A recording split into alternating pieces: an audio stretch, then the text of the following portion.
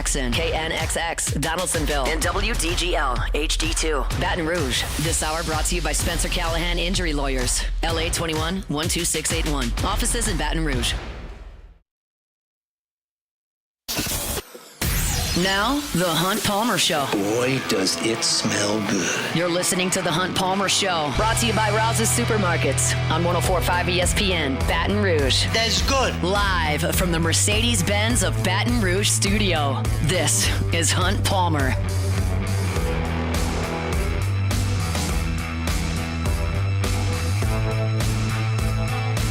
Welcome in. Hunt Palmer coming to you from the Mercedes-Benz of Baton Rouge studio downtown in the capital city on this Thursday. It means we're brought to you by Rouse's Markets.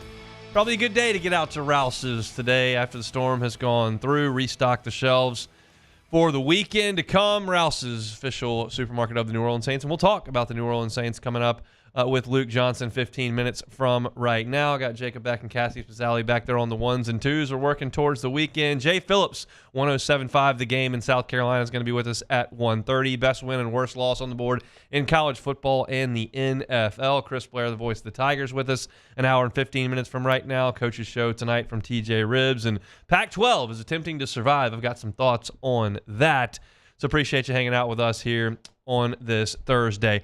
Let's talk LSU South Carolina. Tigers and Gamecocks from 11 o'clock Central, Williams-Brice Stadium over there in Columbia. A lot of matchups I want to get to. I've actually got a piece up on LouisianaSports.net right now about 3 key matchups in this game. And one of those I think is very, very fascinating in this game for a couple of different reasons. But it's South Carolina's defensive ends against LSU's offensive tackles. By now, you're well aware of how good Will Campbell and Emory Jones are, especially in the pass blocking game. They've been exceptional for 3 years now. Will Campbell has been a stalwart at left tackle since he stepped on campus. Emory Jones is really, really good as well.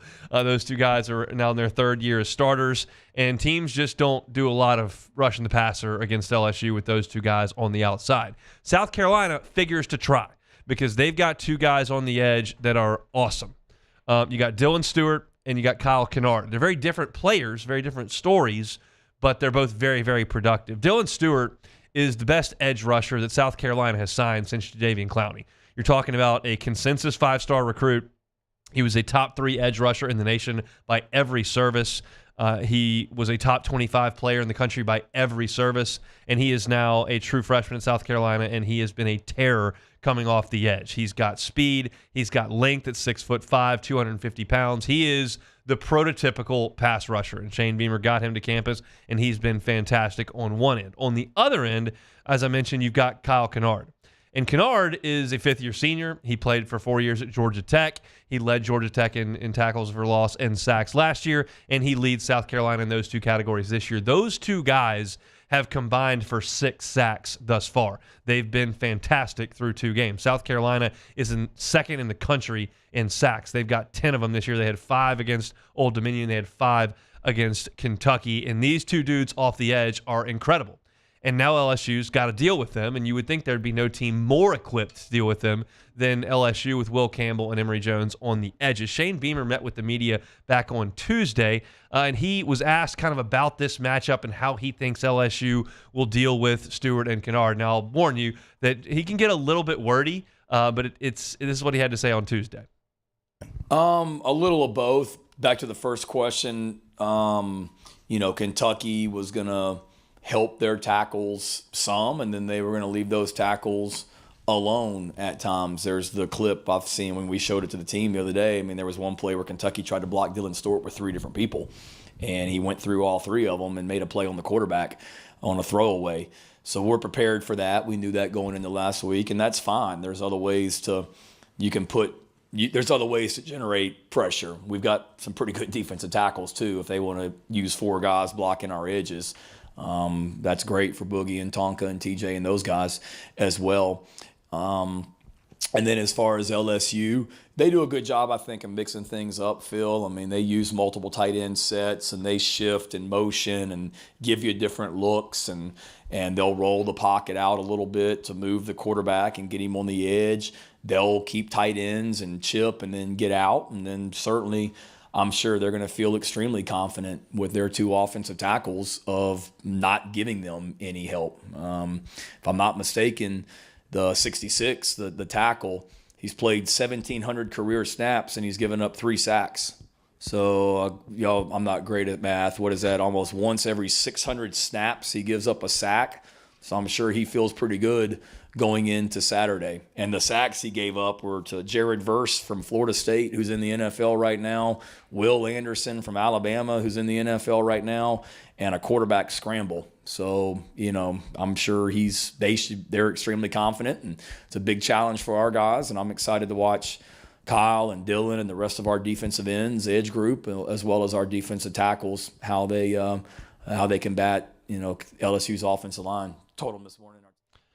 As I said, he can get a little wordy, but you get the point. And it's interesting that we'll see how LSU decides to handle this. I have my thoughts. I think LSU is going to play this straight up. They're going to trust Emory Jones. They're going to trust Will Campbell. And they're not going to make it a point to try to give a bunch of help because South Carolina's got 2 guys that can really get up the field and rush the passer. That's really what LSU's done for 3 years with these guys. And you saw Shane Beamer kind of lay it out right there, saying, like, he's given up 3 sacks in 3 years. Like, I don't think they're gonna do too much to try to help him. But it is very interesting, and I don't know exactly what LSU's game plan is in this game as far as what they want to be offensively. We've talked about it a little bit over the last 3 days concerning the run to pass ratio.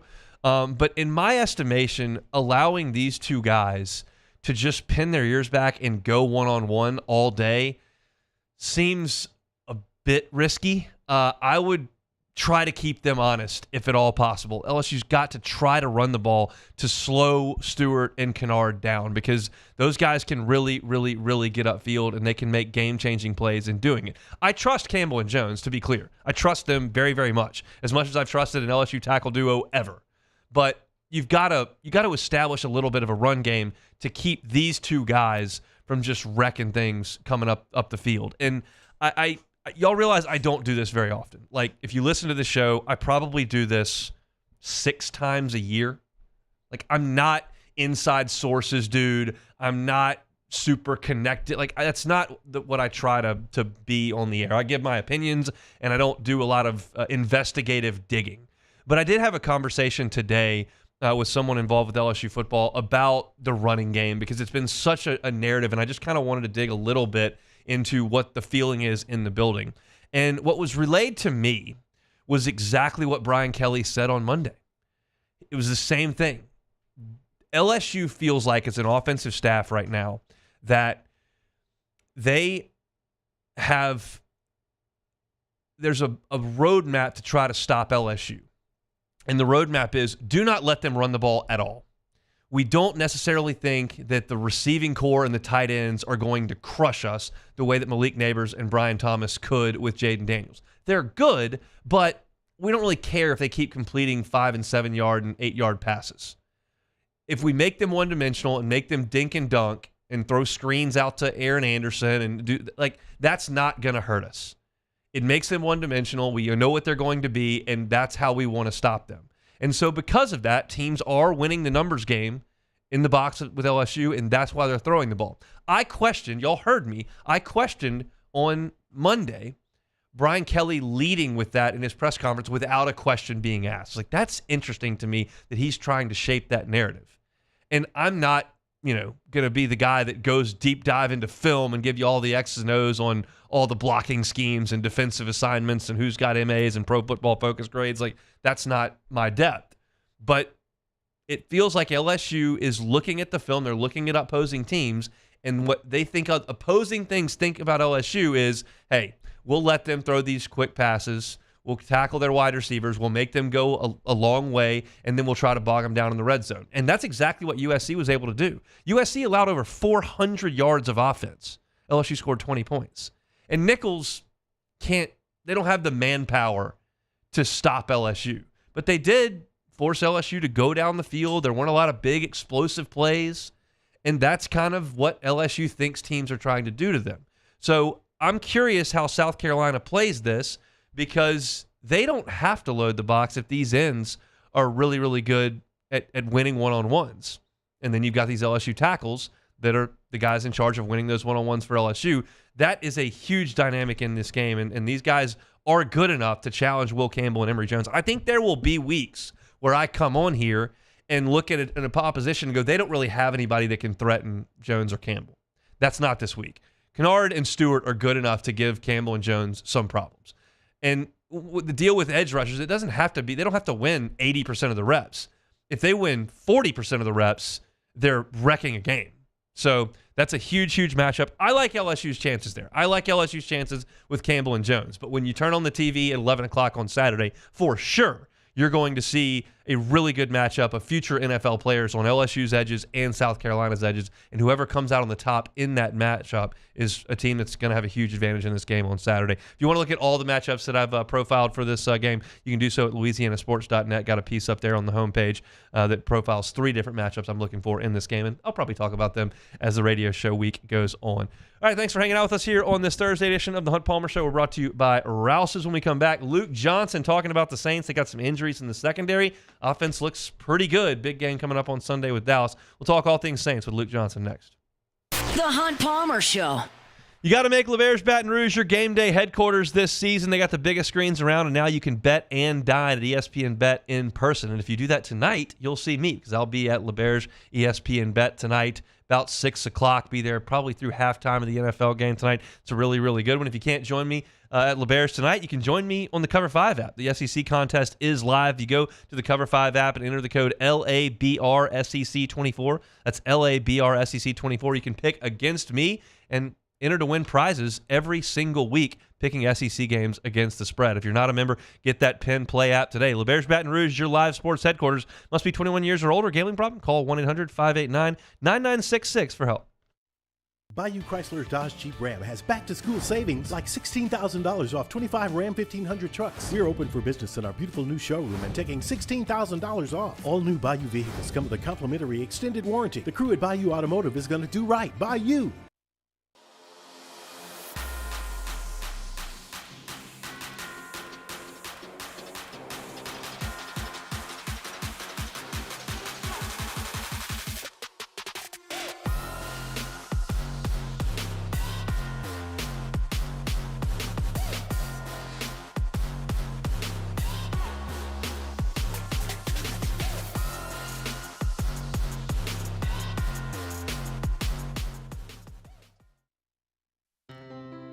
When it comes to ending cancer, we push forward, always working together for you. That's why our cancer experts at Ochsner have clinically integrated with MD Anderson Cancer Center. This means advanced cancer care, including access to life-saving clinical trials and integrating care to treat the whole you. Introducing Ochsner MD Anderson Cancer Center. Long live you. Breck teamed up to reimagine your parks, and you imagined big. With your help, we went to work, creating 12 beautiful community parks across the parish. A family-sized water park, miles and miles of trails, and parks just for your dogs. There are more places to splash, to explore, to run wild, and even soar. You imagined, we delivered. Gold. Breck, your #1 park system in the nation.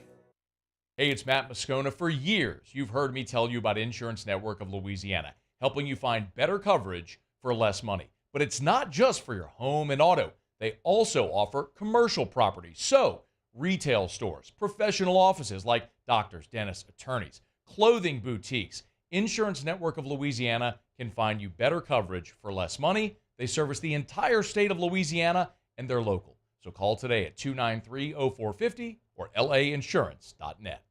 Gulf Coast Office Products is a nationally recognized Savin office equipment dealer based right here in Louisiana. Over 100 employees strong, Gulf Coast has the boots on the ground to support all vertical markets from education, engineering, legal, and finance. With the latest in office technology from desktop to production segment units, Gulf Coast and Savin have the perfect fit for you. Call 225-756-2644. That's 756-2644 for Gulf Coast Office Products.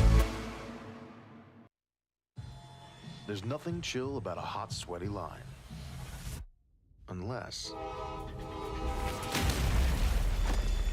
You add Mountain Cold Refresh. You're listening to The Hunt Palmer Show, brought to you by Rouse's Supermarkets.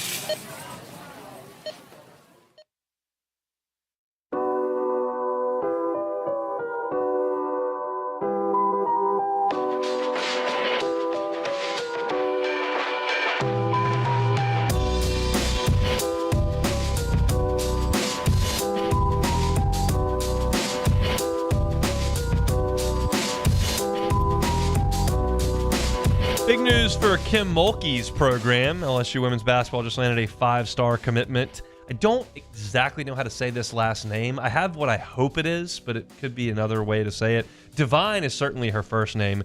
Bourrage is the last name. It could be Borage, but I hope it's Barrage, because Divine Barrage is an awesome name, especially if you're like a legit three-point shooter and 5-star recruit. She probably is. So I'm going to go with Barrage.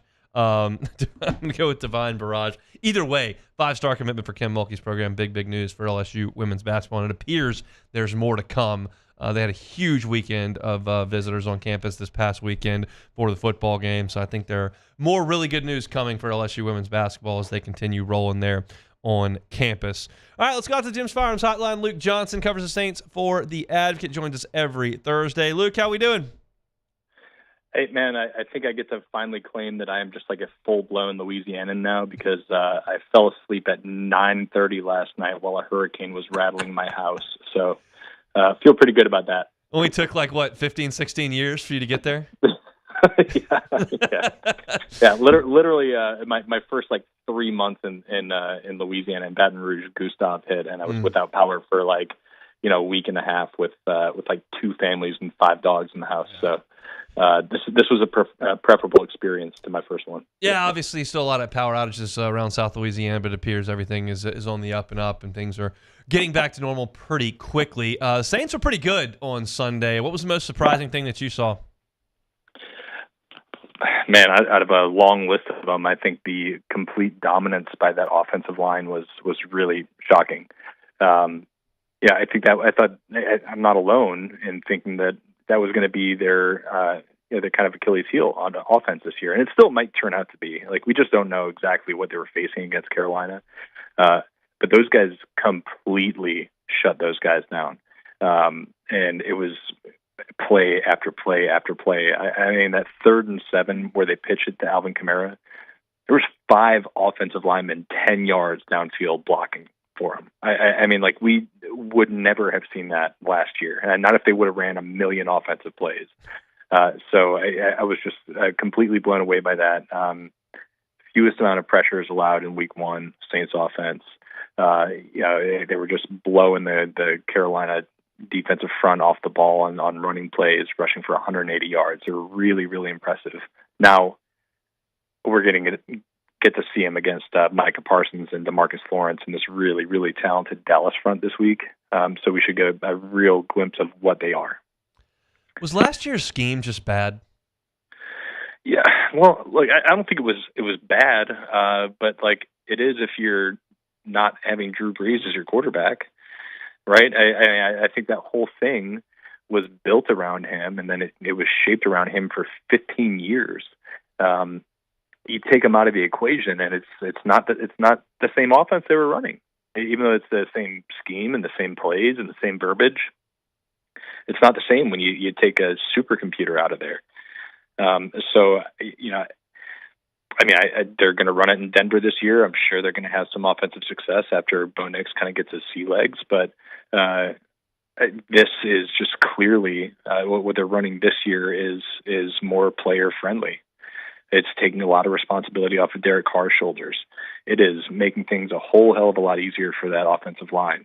When they're just working on getting on their tracks and they're making this wide zone running scheme that we've seen just have tons and tons of success around the NFL. This is a very good scheme. That last one is only really a good scheme if you have the right components, and then they didn't have that. Let's talk about the offensive line. You said things were easier for them. How do you think they performed, and do you think it's sustainable? I mean, like I said, I think they were way outperformed my expectations. I didn't think they were going to be as bad as everybody. And I think that still kind of remains to be seen. And, once they get into a situation where they are going to have more third and longs and obvious passing situations. But man, they even outperformed my own expectations in week one. They were on point with everything. And, I don't think you could look at this and say there was a weak link in week one. Trevor Penning played really well. Tali Fuaga just got like a 4-minute, highlight reel session from Brian Baldinger saying he's, a big man on campus. Eric McCoy, Cesar Ruiz played really well. They lost Lucas Patrick after the first half, and Landon Young came in. Landon Young's played like almost exclusively a tackle in his career. He came in and he looked really good. So I just think it's a credit to Clint Kubiak and really a credit to their offensive line coaches John Benton and Rick Dennison just for getting those guys ready to play because they look great. Now we'll see. Again, I mean it's like a huge step up in competition this week against Dallas. I think we'll get a real true sense of how good those guys are, but a really good first step. Derek Carr was obviously hurt in the middle of last year. That's not a secret. And then he played better later on in the season, and then he was great on Sunday. Is there a chance that they could unlock something here and that a lot of the bad performances early were largely due to injury? Yeah, I think 100% there's a chance. I don't want to say it's all because of injury, although that did definitely play a factor in his play last year. But again, I think when we were talking about scheme, I think that hurt him too.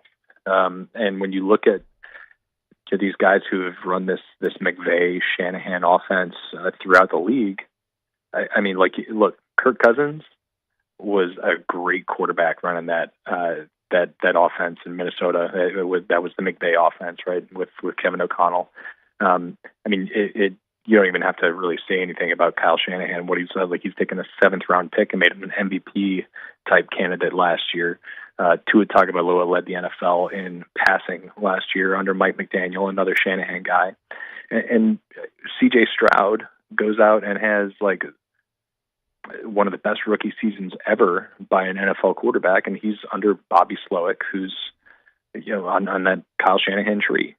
So this is a system, and these modern offenses are systems that get the most out of the quarterback.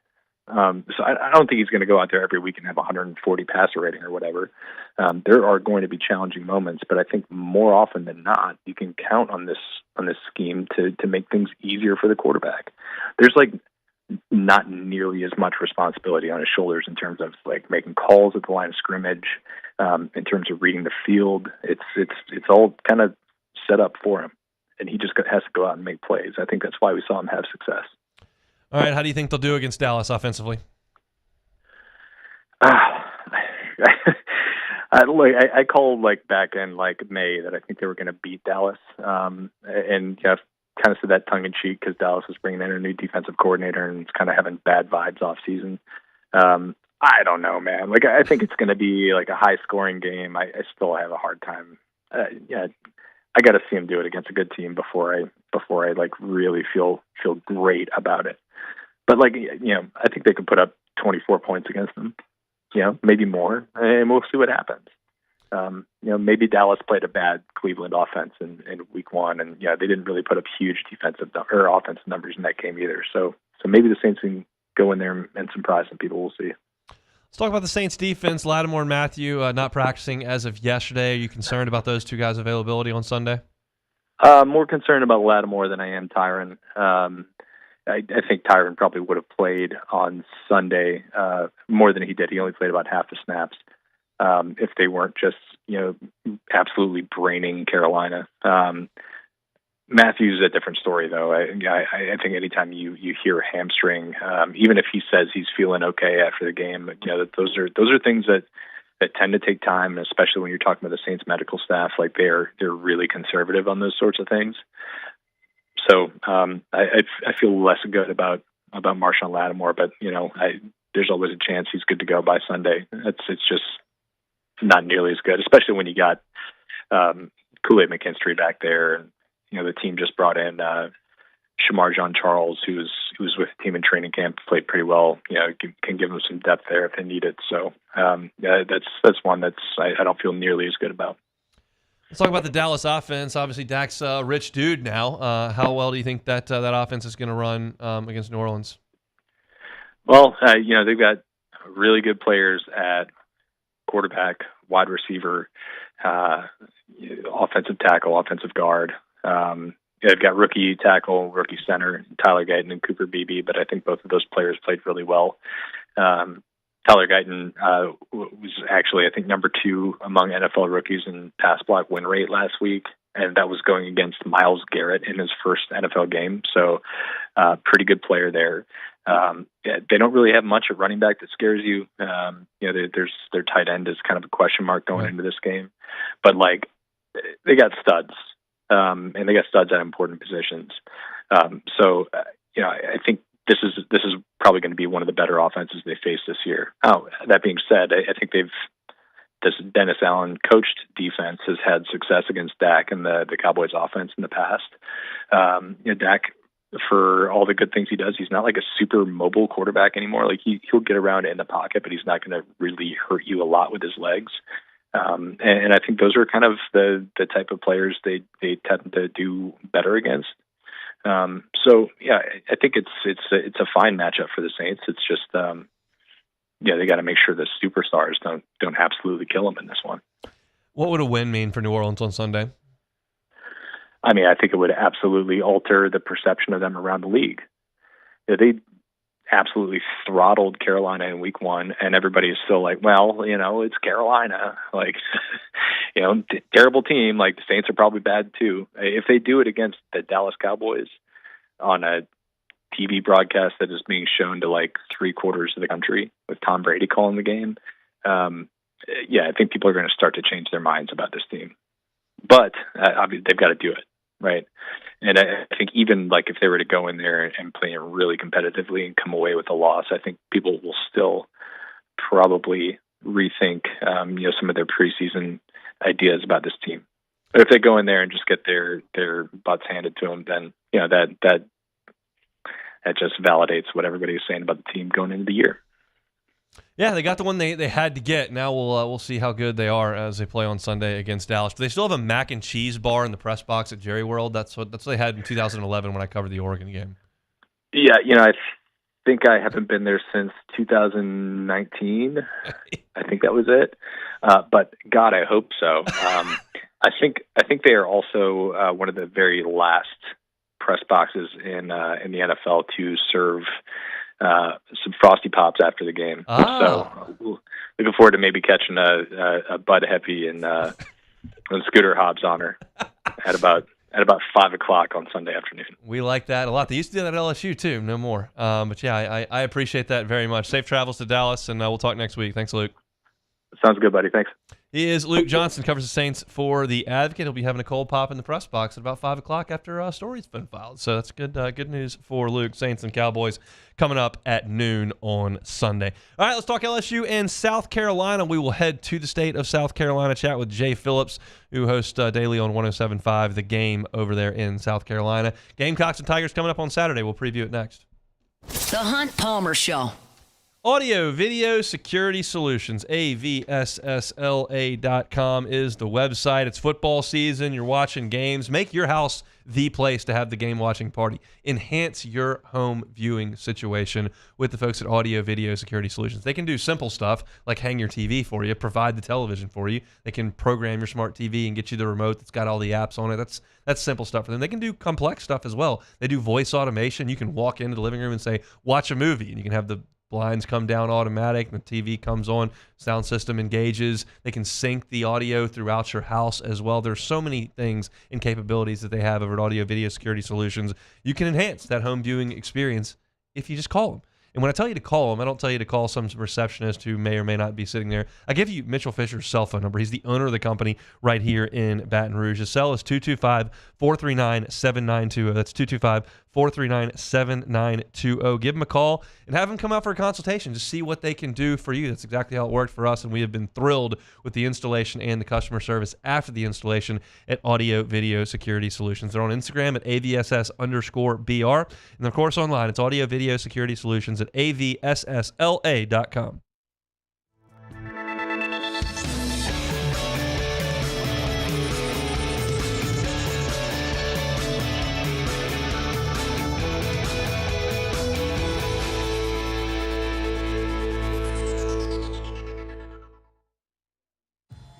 There's nothing chill about a hot, sweaty line. Unless you add Mountain Cold Refreshment. Coors Light. Choose chill. Looking for the ultimate game day experience? Come to the Queen Casino in Baton Rouge. Wall-to-wall TVs mean you'll see every touchdown in HD. Place your bets and feel the thrill of every play with our DraftKings Sportsbook. The Queen Casino, where every moment is a win. Bayou Ford has the new inventory to get you in a new Ford truck or SUV today, or customize your next vehicle just the way you want it. All new Bayou Ford vehicles come with a 1 million mile powertrain warranty. The crew at Bayou Ford is going to do right by you.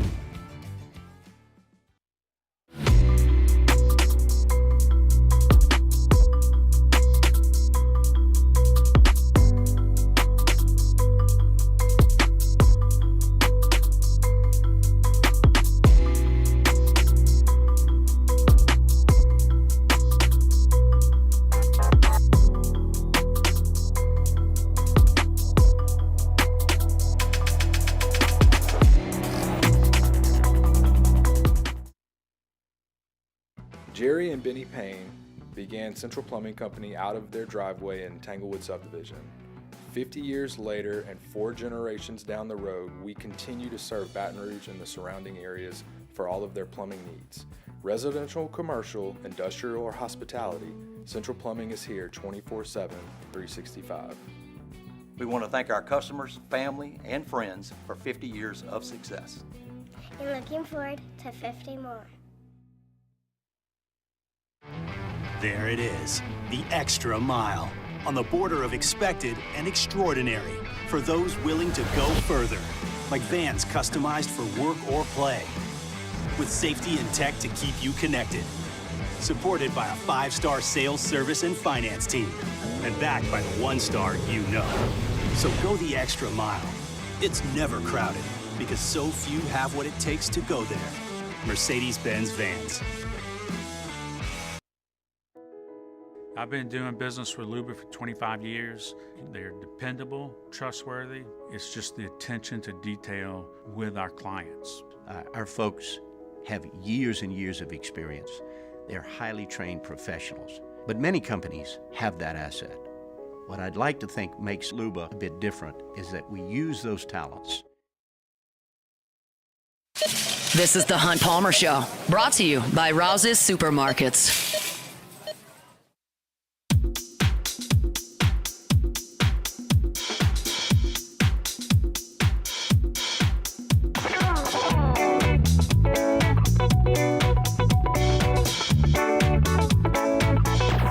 Rolling along on a Thursday edition of the Hunt Palmer Show. We're presented by Rouse's Markets, official supermarket of the New Orleans Saints. Getting some groceries to game watch. Tigers and Gamecocks, Saints and Cowboys this weekend. Rouse's needs to be your stop. We appreciate them for bringing you our Thursday shows each and every week. Speaking of Tigers and Gamecocks, they'll do battle 11 o'clock Central Time over in Columbia. Jay Phillips, 107.5 The Game in South Carolina. Good enough to give us a few minutes to preview the Gamecocks. Does so now on the Jim's Firearms Hotline. Jay, thanks for the time. How are you? Good, Hunt. How are you, buddy? Hope y'all did okay after everything that came through last night. Yeah, everything good. It kept shifting east and east, and New Orleans got hit a little bit harder than we thought it was going to. But Baton Rouge, I think, made out okay, so we certainly do appreciate that. Now all eyes on the weekend and some football. What did this past weekend do for the energy around South Carolina's football program as they went up there and hammered Kentucky? Yeah, you talk about a dichotomy in weeks. I mean, I know South Carolina beat Old Dominion, and quite honestly, man, you know, as this program continues to be rebuilt by Shane Beamer, I try to caution Carolina fans, don't qualify wins too often. You know, I know they were a heavy favorite, but ODU had shown that they had, you know, been able to play with some pretty good teams. And Carolina, it was such a new look offense, even though Dow Loggins is still the OC, but you got a different kind of quarterback, a whole bunch of new receivers, some new starters up front, a new tailback. They were gonna struggle a little bit. And then you go to Kentucky. You're a 10-point underdog. Kentucky had done well in 40 minutes of play against Southern Miss. And South Carolina just dominated them. I mean, they really did, man. And so the energy levels for fans have been like, well, is the Kentucky game the truth, or was the Old Dominion game the truth? Honestly, man, I think it's somewhere in between. And now with the Tigers coming to town this weekend, it presents an incredibly different challenge because, with all due respect to Kentucky, LSU is loads more talented than the Wildcats. What was the most surprising thing that South Carolina was able to do against Kentucky? Well, I mean, it just they quite literally, man, and I know people can be a little loose with that word, but they made Kentucky stop throwing the football. I mean, at one point in the second quarter, Kentucky ran 18 straight times, and then by the third quarter, after Carolina made it 24-6, it took Vandegrift out because he still couldn't throw. He was 3 of 10. I mean, I can't recall seeing a team hunt so voluntarily. And Kentucky, I'm talking about, seemed to just throw up the white flag like that, especially in a home game. I mean, South Carolina just so thoroughly dominated them in terms of pass rush that they gave up on it. And by the time they did, it almost, I don't really mean this, but it almost felt like they gave up on the game. It was something to watch, and obviously Stewart and Kennard have gotten a lot of talk down here as the two edge players for South Carolina, the true freshman star, Stewart, and then Kennard, who's a transfer from Georgia Tech. I talked about them in the first segment of my show today because I think the matchup between those two guys and then Will Campbell and Emory Jones here at LSU is going to be fascinating. How do you see that shaking out? I completely agree with you, and I talked to your cohort, Matt Moscona, on my show yesterday. I know he feels the same way. I wonder if those things cancel each other out, if you will, what that means for the Gamecocks. And let me explain. Yeah, at this point, LSU has not given up a sack. South Carolina has 10. You just mentioned the two tackles for LSU, first-round picks, going to make a lot of money. And Kennard and Stewart have been very good. And there is a lot of depth in the middle of the Gamecock defensive line, too, to try to occupy a lot of those guys. So I'll be curious to see early. I think, LSU, is talented enough, experienced enough, especially at those two tackle spots, to want to go one-on-one against those guys. If you need to add a little extra with a tight end or something like that, we'll find out those things. But if it seems to get to a point to where LSU may need to double one of those guys, what does that do for South Carolina? If they don't need to, what does that mean for South Carolina? So I guess I come around again to if those things cancel each other out, I think that's advantage LSU. Does South Carolina have secondary play that can run with LSU's receivers? Because LSU's going to throw it a ton in this game. That's just what their offensive identity's been through 2 weeks. Yeah, and obviously Nussmeier's been fantastic at what he's doing. O'Donnell Fortune, yes. Judge Collier is coming around. He's not quite as experienced. Bakari Swain is a freshman from over in the Atlanta area. He's coming around as a pretty good guy out there. But, again, if I'm LSU, I am certainly testing that quickly. And, again, that comes back around to our previous question, which is the Gamecock pass rush and trying to at least disrupt the flow. I mean, I think Nussmeier has been good at getting the ball out quickly, and that, that could negate a lot of what South Carolina has done well right now. Again, if he's got enough time where he is consistently comfortable, again, that's advantage LSU. Jay Phillips, our guest, 107.5 The Game in South Carolina, LSU, and the Gamecocks. 11 o'clock Central Time on Saturday from Williams-Brice Stadium. Let's talk about the offense. Spencer Rattler's down here in New Orleans now. Lenore Sellers has taken over. What kind of player is he? Week one, definitely jittery. He's admitted it in postgame, in his weekly press conference last week. So has his head coach. So has his offensive coordinator. And last week, they settled down. Now, look, Carolina hadn't thrown the ball very much. I think you've thrown it, if I do my math right, 39 total times this season. 10 of 23 in the first game, 12 of 16 in the second game. So obviously last week, a lot more efficient. They did confuse the Kentucky defense. They did really have some nice play calls. And honestly, too, man, in game one, it wasn't a completely like just jitters or anything else like that. I just don't think they executed very well. And this past week against UK, they were better at that part of it. A lot of fans wanted to say, oh, those are terrible play calls. Well, any of us know that have followed football at any level, the best play call can look like crap if you don't execute. And I think they've done a better job of that. They still got some issues up front. And I know LSU's defensive line might not be as strong as it was with Guillory done now, but it's still loaded. Carolina gave up 12 tackles for loss last week, and Lenoris has been under some duress. He handled that duress better last week against UK, which I think is a positive because they were far more talented than ODU. This is probably more debatable, man, but that Kentucky front has a lot of dudes that are also going to play at the next level. I know LSU does as well. So did Carolina see something a lot more similar from a talent perspective last weekend that they'll see this weekend to at least allow those guys up front for the Gamecocks to have a little more confidence, perhaps? But Lenoris is coming around, and if you flush him hard out of the pocket, he can run, and he's a big boy. He's nearly 250 pounds, man, so he can take a lick. Rocket Sanders, a name that LSU fans very familiar with from his time at Arkansas, coming off of an injury. How has he looked through 2 weeks? Good, not great, but I don't think that's all on him. Again, that offensive line is trying to come together and give him more opportunity. Last week, he averaged 4.2 per carry, so that's strong, but I think he gained just over 50 yards. Didn't need a lot of offense last week, the way the defense was playing, so that was something to look for. And I think Carolina, the talk around here, and you can help me out with this, that Nichols was able to find some holes and run on LSU. So certainly that's the film that Carolina will be watching and try to exploit whatever, those weaknesses may have been, last weekend at Death Valley. But he's been good. Everybody says he's fully healthy, ready to go. He will need, I think, to be a guy that protects Lenoris in terms of pass blocking when he's not asked to run the football. But so far he's carried the early load, but they've been good. But they have not been maybe as ideal as you would like. And for LSU, I think the question will be answered on Saturday whether or not the Nichols game was a lack of performance or just a lack of want to against an FCS team, because it was discouraging from a defensive perspective. But sometimes there's a letdown there after a USC game in Vegas, and you come back and play an FCS team here in Tiger Stadium. So it'll be interesting to see. South Carolina, Juice Wells is in Oxford. Xavier Legette now is with the Carolina Panthers. Have they kind of restocked the shelves on the outside? They absolutely have, and I think that's another issue, excuse, reason, and that depends on somebody's subjective point of view, I think, when you assess a football team. But in terms of returning production, there was very little at the receiver spot, and they did bring in some guys.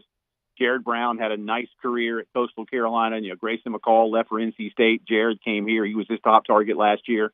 You got a true freshman from here in South Carolina named Mazio Bennett, who had a nice week last week up at UK. I think there's a good rapport that's developing between him and Lenoris. Dre Jacobs is a transfer from Florida State. They like him a lot. And, of course, there's the speedster, Nick Harbor, who has not factored in as much as of yet. I still think there are things from a wide receiver scheme standpoint that Nick is still learning. He very limited action last year as a freshman, did not go through spring because he's a track star, so he ran track for South Carolina and for Team USA in the spring and summer. So he really only got back to football camp in August. And I think there are still some growing pains. I suppose they want to get him more involved. And I expect to see him a little more this weekend. Maybe you find a way to get him the ball behind the line of scrimmage, see what can happen. That's just me guessing, but they've got to find a way to get him. Because again, he's a big guy. And if he can get going full speed, man, he's going to be very difficult to take down. But right now, I think a lot of what he needs to do without the football is still causing some not problems, but just concerns in terms of how to keep him out there. You can only keep a guy out there as a decoy for so long before a defense, especially a team like LSU, is going to go, hey, they're not throwing down. If it came down to a 42-yard field goal from the hash, how would South Carolina feel about that? Good. Alex Herrera is 4 for 5 this season. His long miss was 48 yards. He had the leg. He just missed it wide. That was against Old Dominion. He only had to kick once last week in terms of a field goal, and it was a chip shot, I think 20-something yards. But he made a couple over 40. So he's a sixth-year kid. He was behind Mitch Jeter, who transferred to Notre Dame for his final season. Alex has the leg.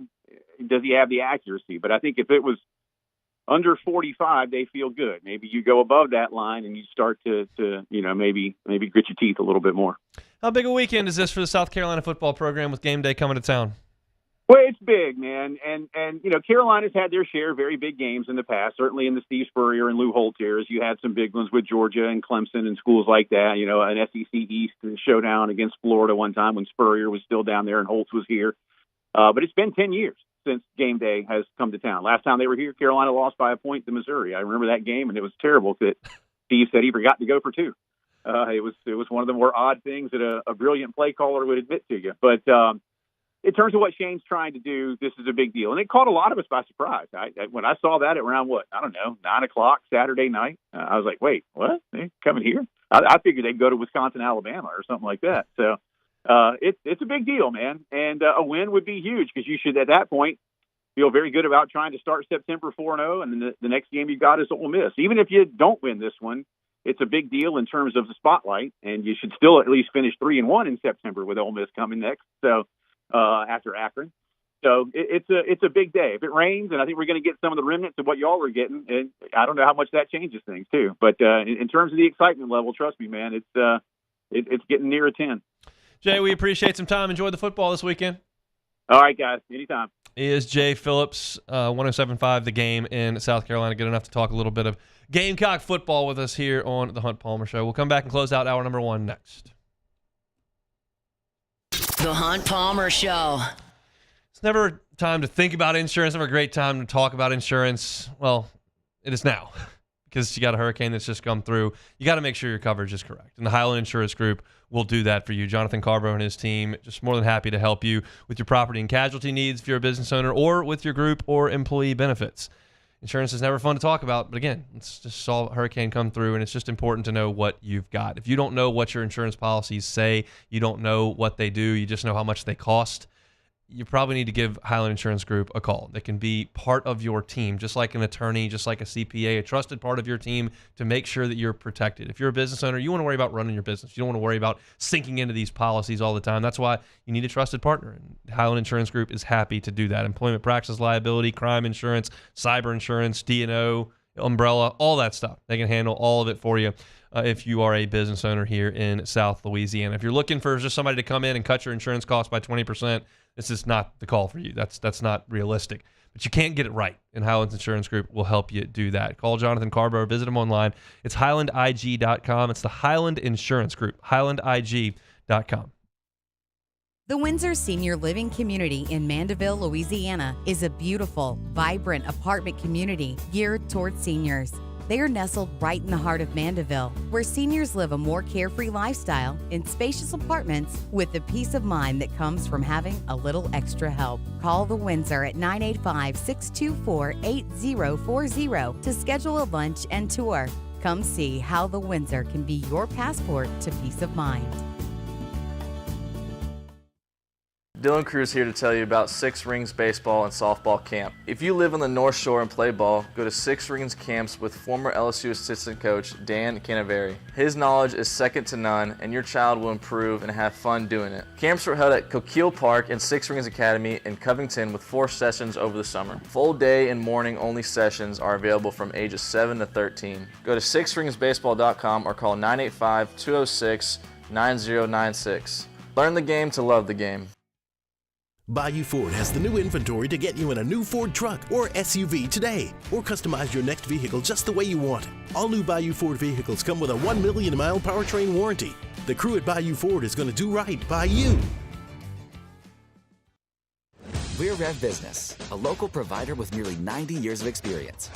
So when it comes to business in Louisiana, we know that personalized service is key. And we're here to go the extra mile with all fiber solutions that deliver what every business needs: reliability and quality. We're not just providers. We're the local team dedicated to helping you succeed. True partnerships are homegrown. Rev Business, internet, phone, managed services. Visit us at letsrev.biz. Electricity is all around us, and our families depend on it. Every day is sparked by the power of a cold drink or a warm meal, a movie night, and a comforting light at the end of a dark hallway. From sunrise to sunset, playtime to bedtime, Our team is ready to take care of your electrical needs, even in the case of an after-hours emergency. The light in your life shines brighter with Mr. Electric. When it comes to ending cancer, we push forward, always working together for you. That's why our cancer experts at Ochsner have clinically integrated with MD Anderson Cancer Center. This means advanced cancer care, including access to life-saving clinical trials and integrating care to treat the whole you. Introducing Ochsner MD Anderson Cancer Center. Long live you. Breck teamed up to reimagine your parks, and you imagined big. With your help, we went to work, creating 12 beautiful community parks across.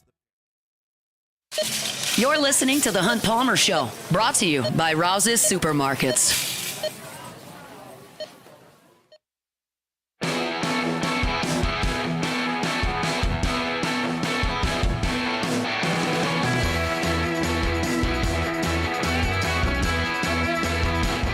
All right, closing up hour number 1 here on a Thursday edition of the Hunt Palmer Show, presented by Rouse's. We always do best win, worst loss on the board in college football and the NFL at the end of hour number 1 on Thursdays. Best win in college football for me, a little bit of a revenge factor here, not for a win or a loss, but for leaving the conference. Oregon State hosts Oregon this week in Corvallis, and I think that would just be a massive win for Oregon for Oregon State to knock off Oregon, who's kind of been uneven through the first 2 weeks. There's a lot of praise that's been heaped on that program, and Dan Lanning has done a great job in recruiting, and they've won a lot of games, and certainly Bo Nix was great the last 2 years.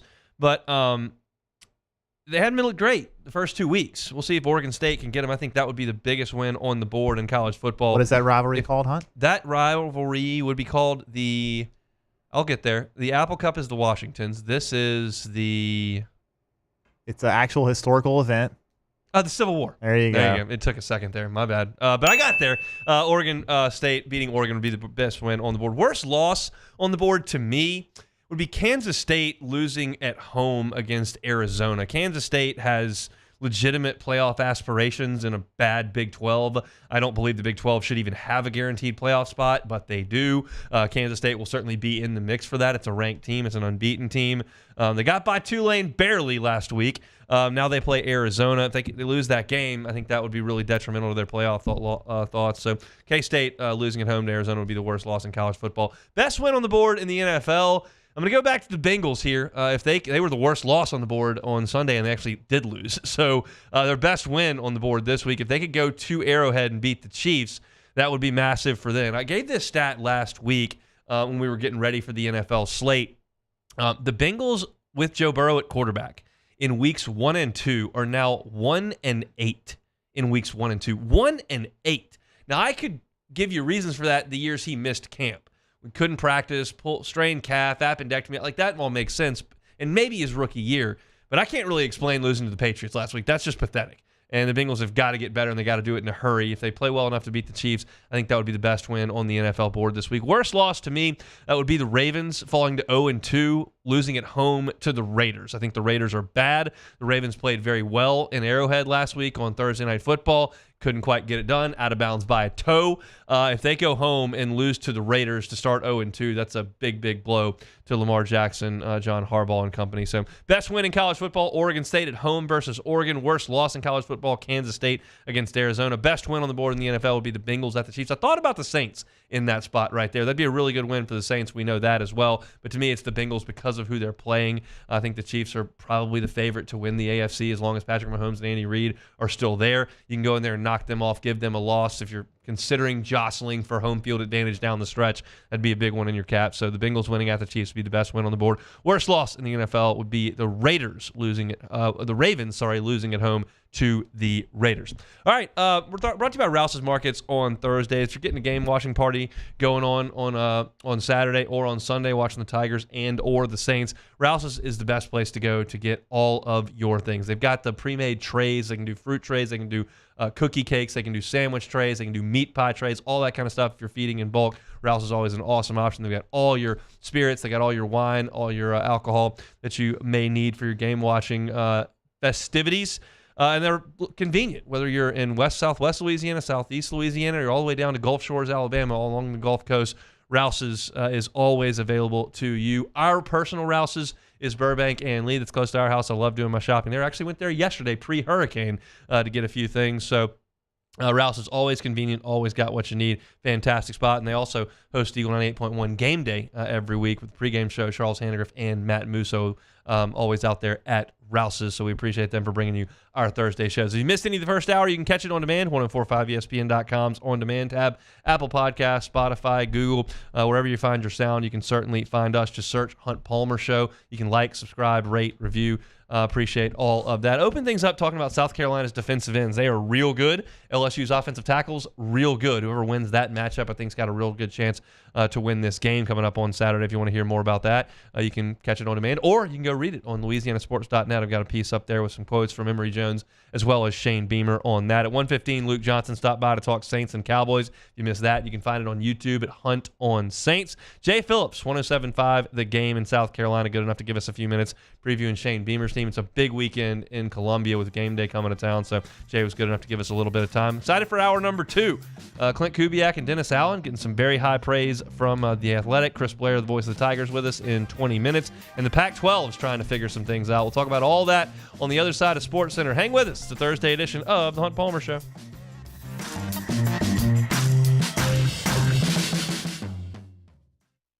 Bayou Chrysler Dodge Jeep Ram has back-to-school savings like $16,000 off 25 Ram 1500 trucks. We're open for business in our beautiful new showroom and taking $16,000 off. All new Bayou vehicles come with a complimentary extended warranty. The crew at Bayou Automotive is going to do right by you. Parrish Construction and Roofing. At Parrish, we've got you covered. From the top of your roof, all the way down.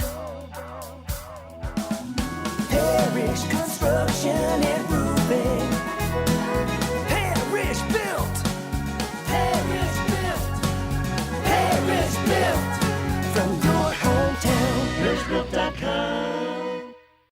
Gulf Coast Office Products is a nationally recognized Savin office equipment dealer based right here in Louisiana. Over 100 employees strong, Gulf Coast has the boots on the ground to support all vertical markets, from education, engineering, legal, and finance. With the latest in office technology, from desktop to production segment units, Gulf Coast and Savin have the perfect fit for you. Call 225-756-2644. That's 756-2644 for Gulf Coast Office Products.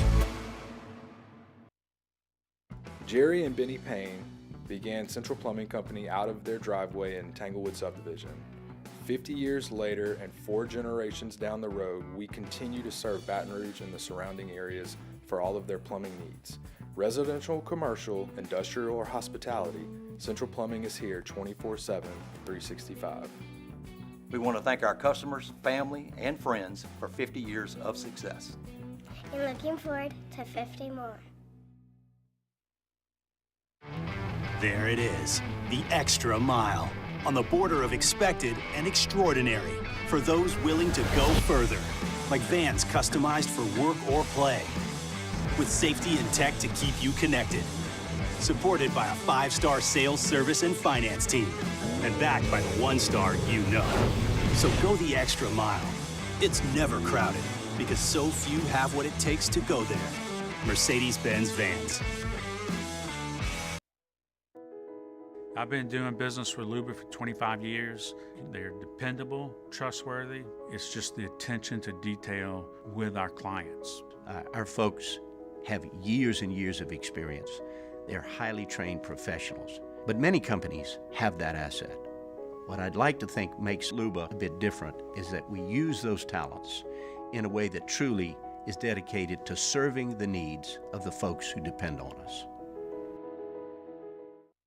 Dylan Cruz here to tell you about Six Rings Baseball and Softball Camp. If you live on the North Shore and play ball, go to Six Rings Camps with former LSU assistant coach Dan Canaveri. His knowledge is second to none, and your child will improve and have fun doing it. Camps are held at Coquille Park and Six Rings Academy in Covington with 4 sessions over the summer. Full day and morning only sessions are available from ages 7 to 13. Go to sixringsbaseball.com or call 985-206-9096. Learn the game to love the game. Electricity is all around us, and our families depend on it. Every day is sparked by the power of a cold drink or a warm meal, a movie night, and a comforting light at the end of a dark hallway. From sunrise to sunset, playtime to bedtime, our team is ready to take care of your electrical needs. Even in the case of an after-hours emergency, the light in your life shines brighter with Mr. Electric.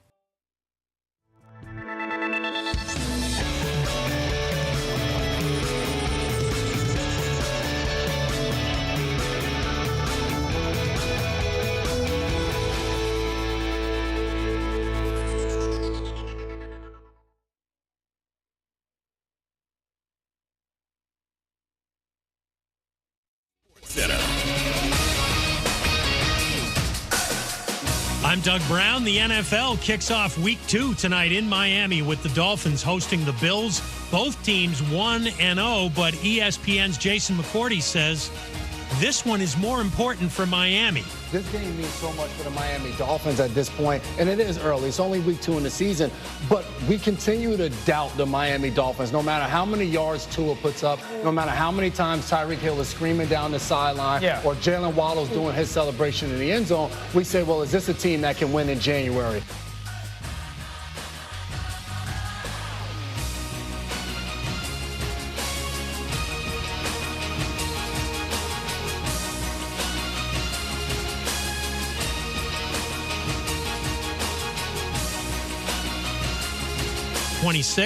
Boise State, Colorado State, Fresno State, and San Diego State. All 4 will leave the Mountain West. The Pac-12 still needs 2 more schools to meet the NCAA minimum of 8 members.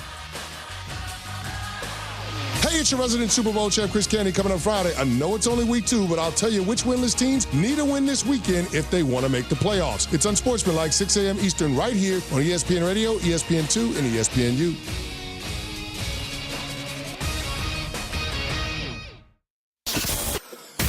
Now, The Hunt Palmer Show. Boy, does it smell good. You're listening to The Hunt Palmer Show, brought to you by Rouse's Supermarkets on 104.5 ESPN, Baton Rouge. That's good. Live from the Mercedes-Benz of Baton Rouge studio, this is Hunt Palmer. Hour 2, Thursday edition of the Hunt Palmer Show, working towards the weekend. Hope everybody made it through the evening last night in good shape. Appreciate you hanging out with us here. Got a lot to get to in hour number 2. Chris Blair, the voice of the Tigers, coming up in about 10 minutes. Preview LSU and South Carolina. We'll start with some Saints football here, though, because there was an interesting release on Twitter that I saw, and Ross Jackson's got a great write-up on it at LouisianaSports.net. Steve Patton runs a Twitter account called Patton Analytics, and he has objective data that he looks at in terms of NFL play callers on offense and defense, and he ranks the play callers based on how much they help their team in a given game. I can't begin to explain to you how he comes up with this. He looks at motions, pre-snap things, and obviously down and distances and all those types of things, and he comes up with objective data. It's his deal, and he's very respected, got a lot of followers, and has a method to his madness. But I don't really care about how he did it. I just care about the result that came out. And when he looked at the offenses in the NFL and rated and graded the play callers, Clint Kubiak graded out first, number 1. And this metric that he's got really, really likes the Shanahan tree. Kyle Shanahan, Matt LaFleur, and Mike McDaniel all finished in the top 10 after 1 week. And then, of course, you've got Clint Kubiak, who did as well at the top of the list. That's 4 guys in the top 10 in terms of play calling. There is no question that the impact Clint Kubiak had was significant on Sunday. There is question how significant. And I equate this to a game I play on the golf course often. If you make a birdie, you get additional money on the bet that you're playing, but only if you par the next hole to validate that birdie. You've got to back it up to get the cash. And in this instance, if the Saints go out there and Micah Parsons lives in the backfield and Derek Carr stinks in the red zone when they get there, and the Saints score 13 points on Dallas, it's not going to feel as good as it does today. And there's going to be an easy detractor base to go, yeah, you're playing the Panthers. So they got to back it up. But right now, as we sit here with no information on the Dallas game, and we just have week 1 to go off of, it appears he's made a huge difference. And that was evident on the field on Sunday, and it was evident in this metric that Stephen Patton put up. He really liked what the Steelers did on offense, really liked what the Cowboys did on offense, really liked what San Francisco did on offense, really liked what the Dolphins did on offense.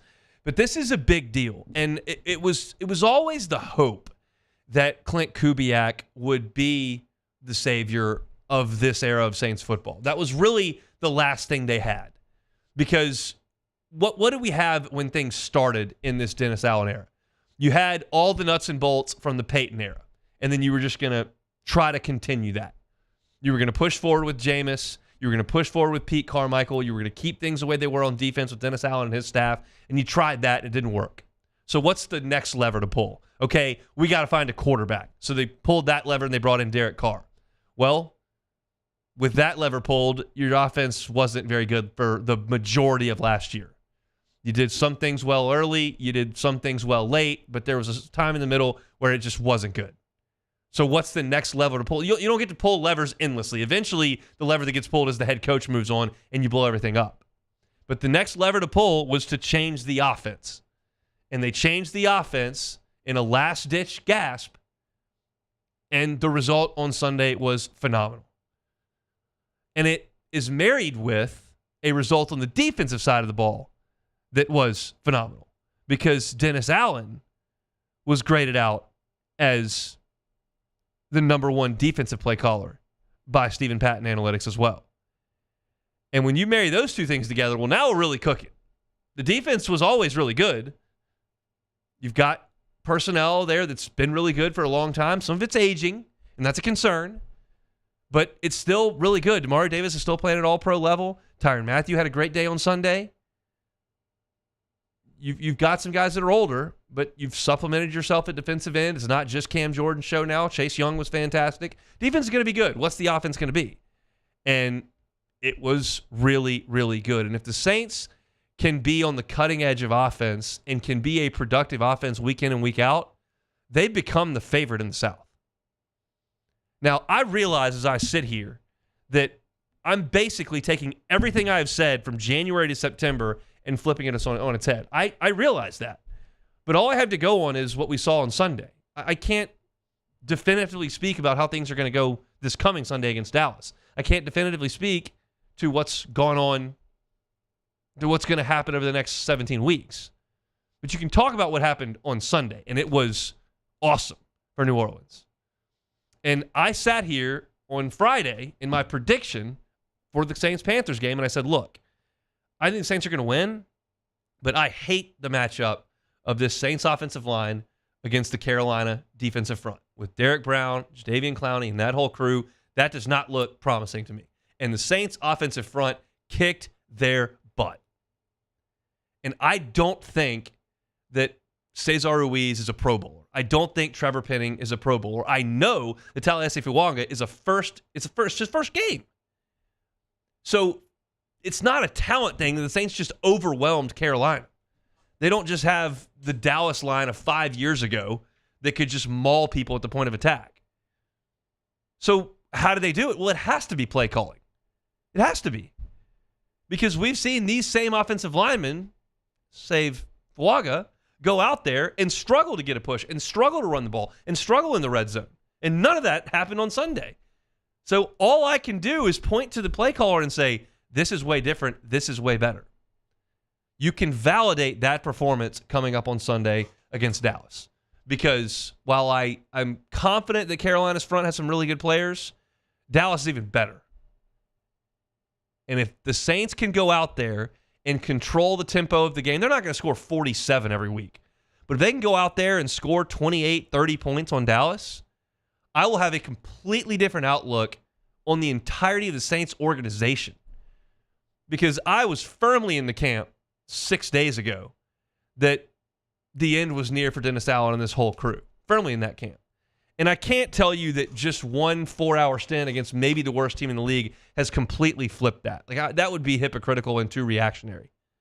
But if you go out on the road to Dallas and win and put up a lot of points doing it, I would be foolish not to change my outlook on everything that's going on in New Orleans. Foolish. Whether that's going to happen or not, I'm not prepared to say today. That's maybe a tomorrow conversation. But Pat and Analytics, who people really respect, noticed that change on Sunday, and it was massive. I mean, Pete Carmichael was the worst on this list last year. Now you're the best? That's a massive, massive flip for this New Orleans franchise. I'm excited to watch on Sunday. Very excited to watch. We're going to learn a lot about who this Saints team is. The game on against Carolina was a game you needed to win. I wouldn't go as far as to say this is a game you need to win. But if you do, you start to look at 10 wins being a real possibility. Week-to-week league, but that would be a reasonable expectation if you start 2-0 and you look as transformed as they did on Sunday.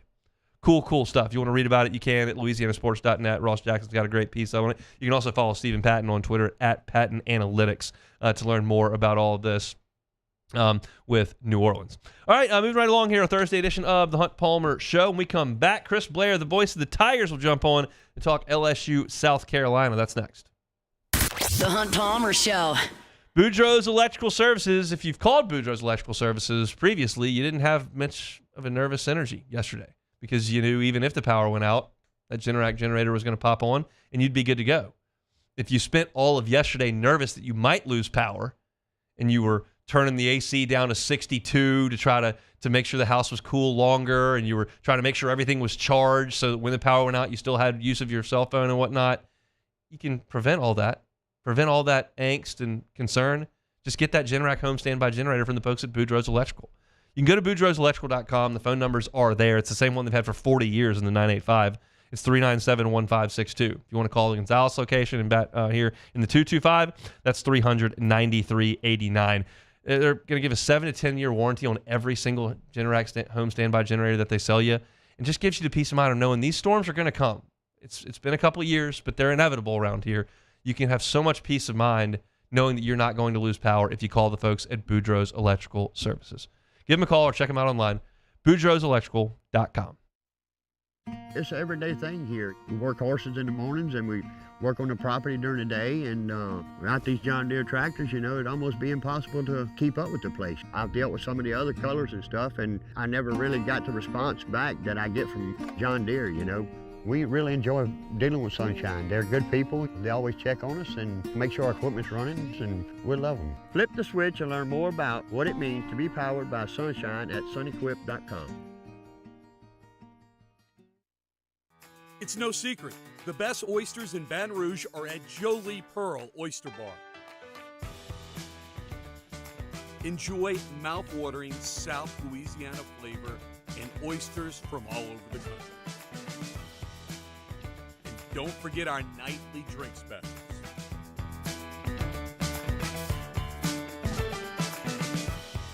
Jolie Pearl Oyster Bar, located in downtown Baton Rouge.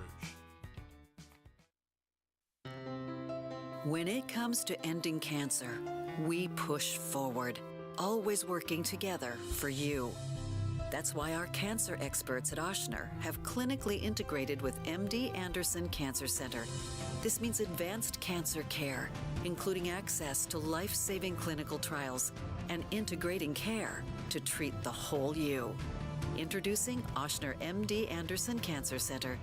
Long live you. Breck teamed up to reimagine your parks, and you imagined big. With your help, we went to work, creating 12 beautiful community parks across the parish. A family-sized water park, miles and miles of trails, and parks just for your dogs. There are more places to splash, to explore, to run wild, and even soar. You imagined, we delivered. Gold. Breck, your #1 park system in the nation. Hey, it's Matt Moscona. For years, you've heard me tell you about Insurance Network of Louisiana, helping you find better coverage for less money. But it's not just for your home and auto. They also offer commercial property, so retail stores, professional offices like doctors, dentists, attorneys, clothing boutiques. Insurance Network of Louisiana can find you better coverage for less money. They service the entire state of Louisiana, and they're local. So call today at 293-0450 or lainsurance.net. Gulf Coast Office Products is a nationally recognized Savin office equipment dealer based right here in Louisiana. Over 100 employees strong, Gulf Coast has the boots on the ground to support all vertical markets, from education, engineering, legal, and finance. With the latest in office technology, from desktop to production segment units, Gulf Coast and Savin have the perfect fit for you. Call 225-756-2644. That's 756-2644. This is the Hunt Palmer Show, brought to you by Rouse's Supermarkets.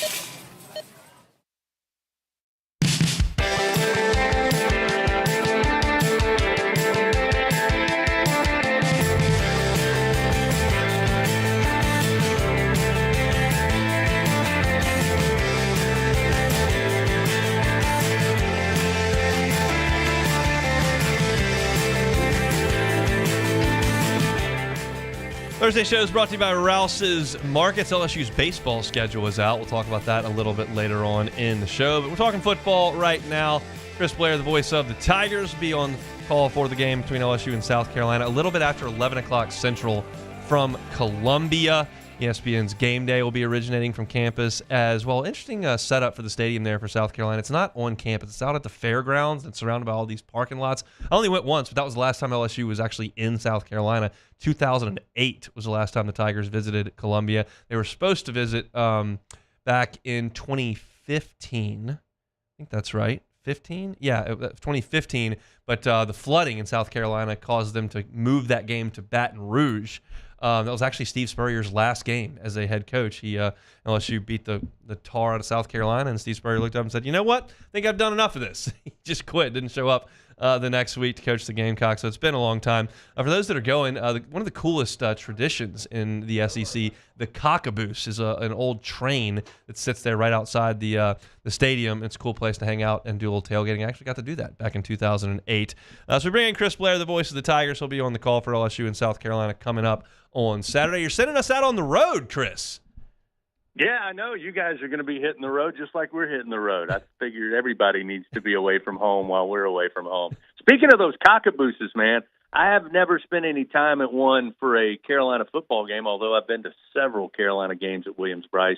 But I did get to hang out in a cockaboose for the Rolling Stones tour, which was those things are nice, man. Those things are really nice. Really nice. They kind of hollowed them out and they put like living room situations in there. I was quite impressed with the cockaboose back in 2008. Is the coach's show still on for tonight? I know we've had some weather in the area, but y'all still a full go at TJ Ribs this evening? Full go with Coach Brian Kelly at 7 o'clock. Brisket quesadillas on the menu. I highly recommend over there at TJ Ribs. All right, Tigers got to win against Nichols. Let's talk offense first. What did you see from Garrett Nussmeier and the crew on Saturday night? I think we saw Garrett Nussmeier being Garrett Nussmeier, and I know we shouldn't take that for granted. I mean, he's got back-to-back games with over 300 yards. 6 touchdowns on Saturday. That puts him in a pretty exclusive club as far as quarterbacks here at LSU. So, I mean, I thought, again, I kind of echoed what you said after the game. I mean, when it comes to pass blocking and protecting the quarterback and guys making plays and Garrett delivering the football, things look pretty good through 2 weeks. So I think, like everybody else, at some point you kind of believe you might have to be able to, run the football effectively, and we've yet to see that. I know a lot of people felt like that even if Nichols loaded the box, he should still be able to just mow them down and out-physical them and be able to run the football. And, I don't know whether that's true or not. What I do know is that the defensive front from South Carolina is legit, especially that front four. I mean, they've got a really good linebacker in Debo Williams, but that front four, they've kind of collected a group of guys from all over the country, so to speak, in the transfer portal, and there are a lot of veteran guys who, got a lot of skins on the wall when it comes to rushing the quarterback and stuffing the run. And, talking to some folks who I know at South Carolina, that's what, Clayton White, the DC, I mean, he's no different than a lot of coaches. He wants to stop the run first and then try to get pressure on the quarterback in passing situations. So through the first 2 weeks, do I think LSU's been tested offensively like they will be tested come Saturday? The answer is no.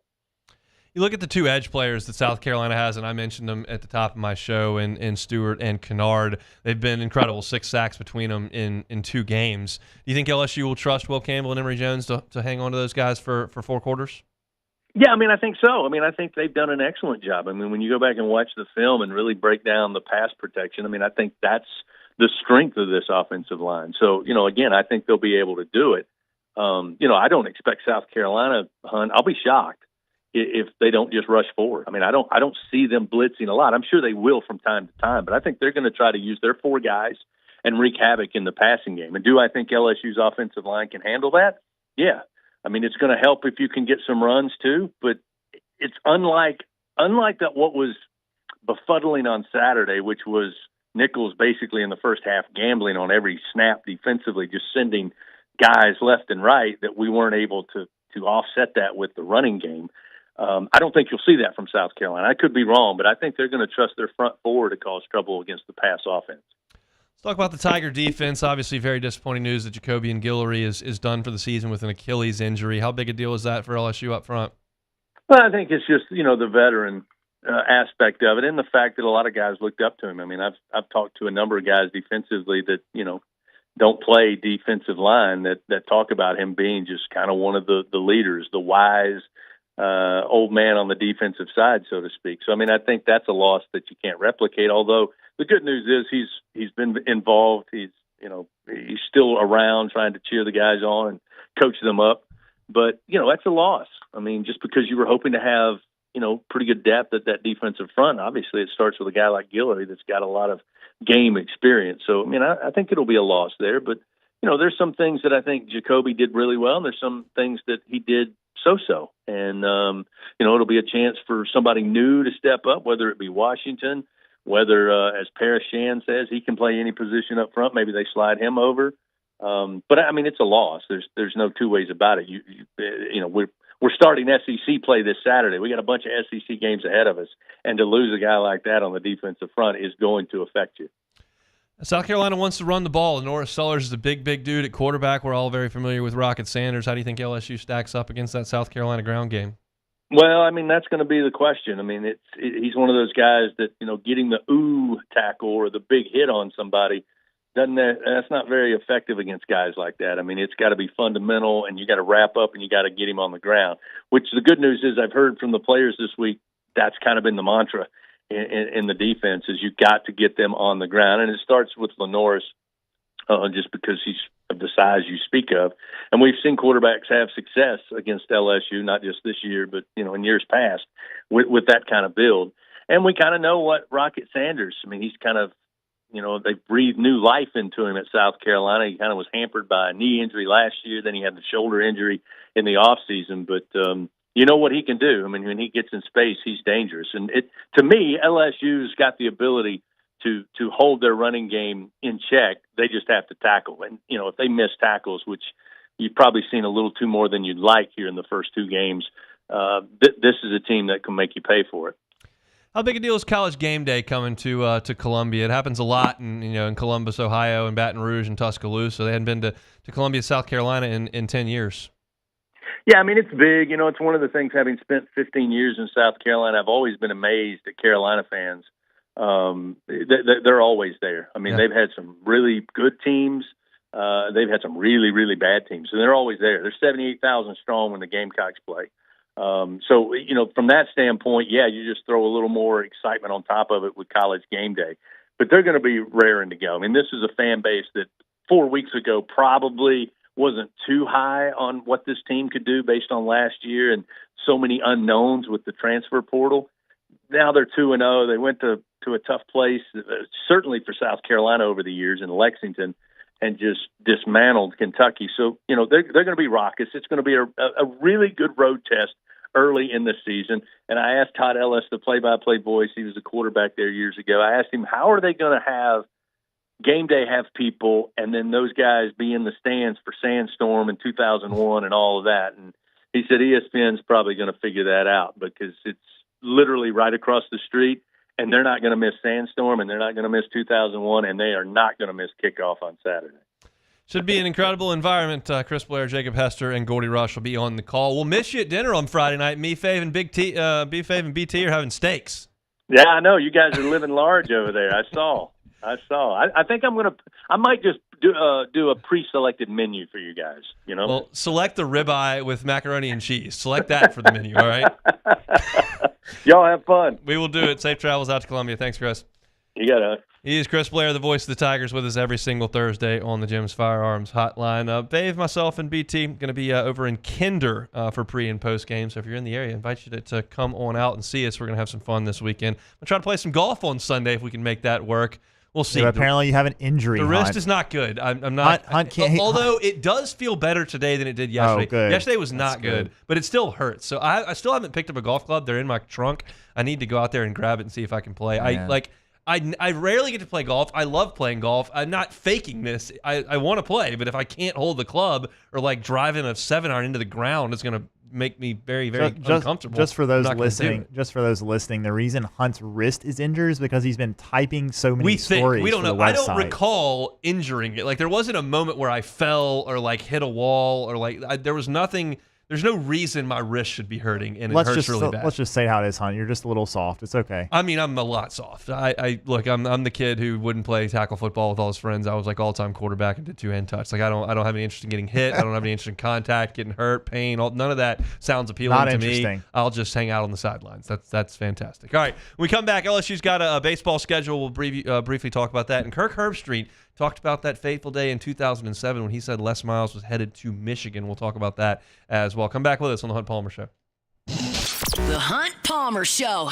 One Bath and Closets. OneBathAndClosets.com is the website. David Duvall and his team, 30 years redesigning and remodeling bathrooms and closets. They can do big jobs, meaning gut the whole closet, put in something brand new, gut the whole bathroom, put in something brand new. They can do something simple, like a tub-to-shower conversion. There are a lot of folks that have bathtubs, they never use them. Bathtubs get used quite a bit in our house. Got a 2.5-year-old, and he's a menace in there. When it's bath time, they're splashing, there's toys everywhere. But we got to use the bathtub. He's not a shower guy just yet at 2.5. If you never use your tub and it's kind of old, a little bit dingy, doesn't look great, take it out. Put in a gorgeous new glass walk-in shower. Completely changes the look of your bathroom, completely changes the functionality of your bathroom, adds some value to your home as well. And it's one call away. You call them at One Bath and Closet, start that process. You tell David Duvall and his team that the Hunt Palmer Show sent you. You're talking about $1,000 off of your job. It's One Bath and Closets. Check out the website, onebathandclosets.com. They've got testimonials, pictures of their work, and you can get that free consultation started today with David Duvall and his team at One Bath and Closets. The website again, onebathandclosets.com.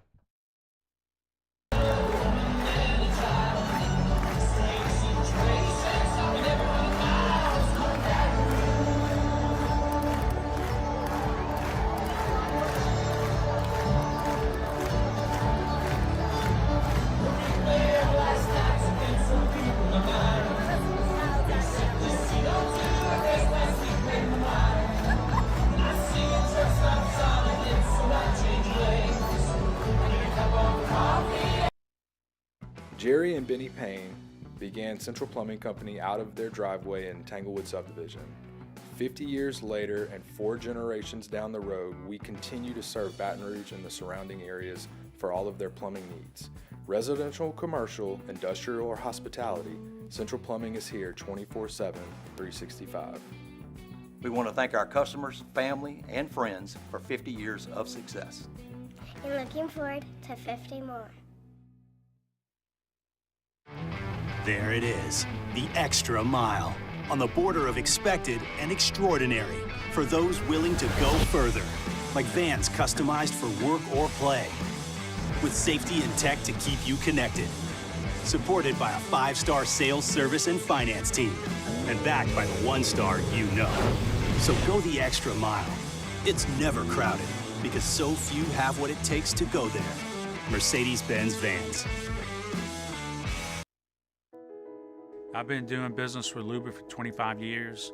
They're dependable, trustworthy. It's just the attention to detail with our clients. Our folks have years and years of experience. They're highly trained professionals, but many companies have that asset. What I'd like to think makes Luba a bit different is that we use those talents in a way that truly is dedicated to serving the needs of the folks who depend on us. Dylan Cruz here to tell you about Six Rings Baseball and Softball Camp. If you live on the North Shore and play ball, go to Six Rings Camps with former LSU assistant coach Dan Canaveri. His knowledge is second to none, and your child will improve and have fun doing it. Camps were held at Coquille Park and Six Rings Academy in Covington with 4 sessions over the summer. Full day and morning only sessions are available from ages 7 to 13. Go to sixringsbaseball.com or call 985-206-9096. Learn the game to love the game. Electricity is all around us, and our families depend on it. Every day is sparked by the power of a cold drink or a warm meal, a movie night, and a comforting light at the end of a dark hallway. From sunrise to sunset, playtime to bedtime, our team is ready to take care of your electrical needs, even in the case of an after-hours. You're listening to The Hunt Palmer Show, brought to you by Rouse's Supermarkets.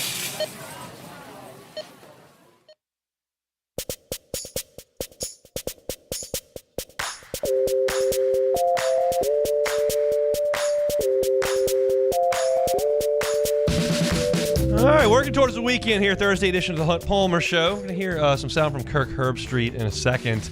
Talking about that day in December of 2007 when he said Les Miles is going to Michigan, and Les called the press conference in Atlanta, and that's where you got to have a great day, damn strong football team and all that. And LSU won the SEC, ended up winning the national championship, and Herbstreit talked a little bit about that. So we'll get to that sound here in a second. But LSU did just release its baseball schedule for the 2025 season. I wanted to briefly talk about that a little bit. The non-conference weekends will start with Purdue-Fort Wayne. Can't tell you a single thing about Purdue-Fort Wayne other than that they're probably going to lose all 3 of those games. Then they've got Omaha, who comes in. It's just an interesting deal there. That's obviously where the College World Series is. But they play Omaha in a 3-game set. Then they will go to Dallas the following week for week 3. They'll play Dallas Baptist at Globe Life, the Rangers ballpark, on Wednesday.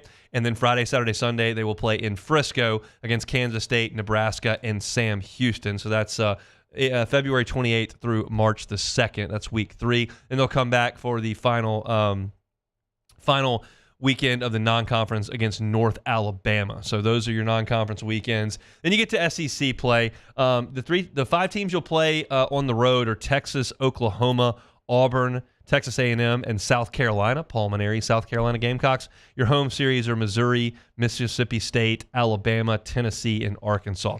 Remember this past year with LSU baseball where the first 5 weekends were so brutal in conference play, and you felt like they just needed to keep their head above water and they'd be okay. And of course they did, and they went 3-12 over that stretch, which is awful, and it's why they ended up going to North Carolina. But this time around, the real meat of the schedule is actually weeks 7, 8, and 9. That's the most difficult stretch that LSU will have. It starts on Friday, April the 25th, and goes through May the 11th. It is weeks 7, 8, and 9 in the SEC slate. You've got Tennessee coming to the box, the defending national champs, who are going to be very, very good once again. Then you go to Texas A&M, who's probably going to be preseason number 1. That's going to be very difficult. And then you come home for Arkansas, and I just always think Arkansas is going to have a good team under Dave Van Horn. So that 3-week stretch, yes, 2 of them are at home, but Tennessee, at A&M, and Arkansas are going to be brutal. LSU needs to make hay early on in conference play, and they've got to start really fast. You open conference play at home against Missouri. Missouri is going to be one of the worst teams in the league every year. Just is what it is. You've got to take care of business. Interestingly, LSU does go to Texas and to Oklahoma. Texas is week 2 of the SEC slate. Oklahoma is week 4 of the SEC slate, so they'll go to 2 new places there in SEC play.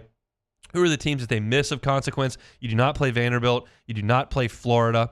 You do not play Georgia, who had a really good team this past year. You do not play Kentucky, who was in Omaha this past year. So it's just in the SEC now with Texas and Oklahoma in, there are going to be a lot of teams you don't play, and there are going to be a lot of really good teams that you don't play. The only team that I can generally pencil in as not having a good baseball team in the entire conference is Missouri. You start with them. But I think the biggest thing that I look at when I look at this schedule is, hey, that slate from week 7 to week 9 is Tennessee at A&M and Arkansas. That's going to be a really, really tough go. And you finish the season playing Pulmonary South Carolina Gamecocks on Thursday, Friday, Saturday in Columbia. So that'll be very, very interesting. I'm fired up to get out there and watch some fall ball here in just a couple of weeks.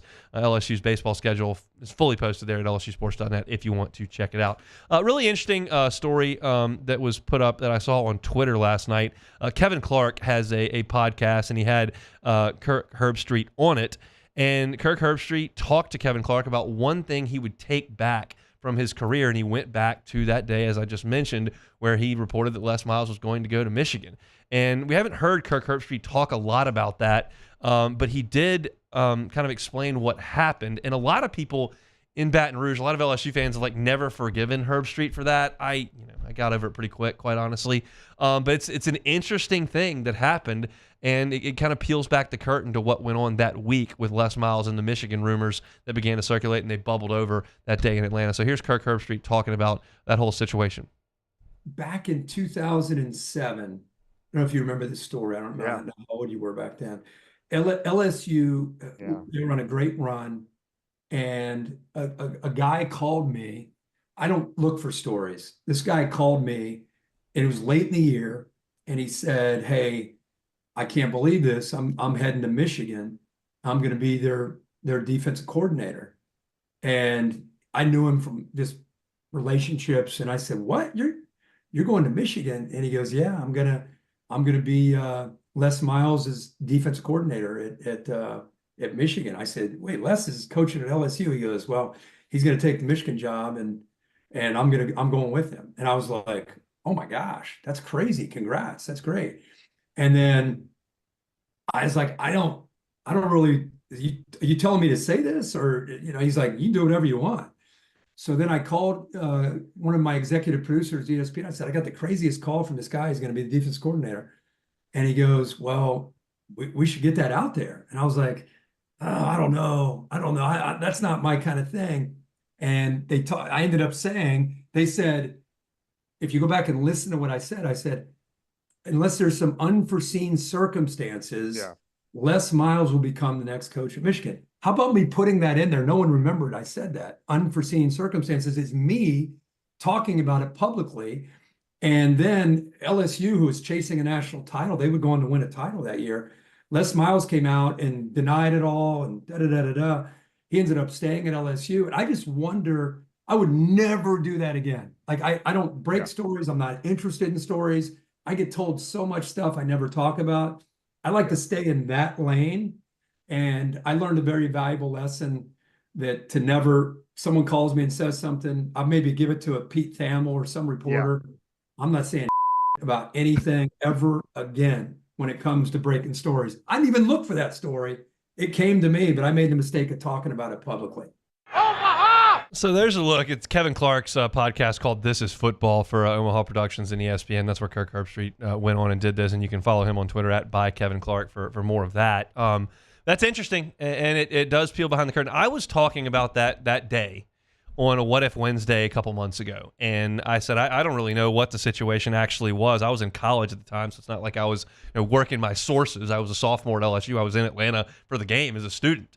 And Cauble texted me and said, no, he was going.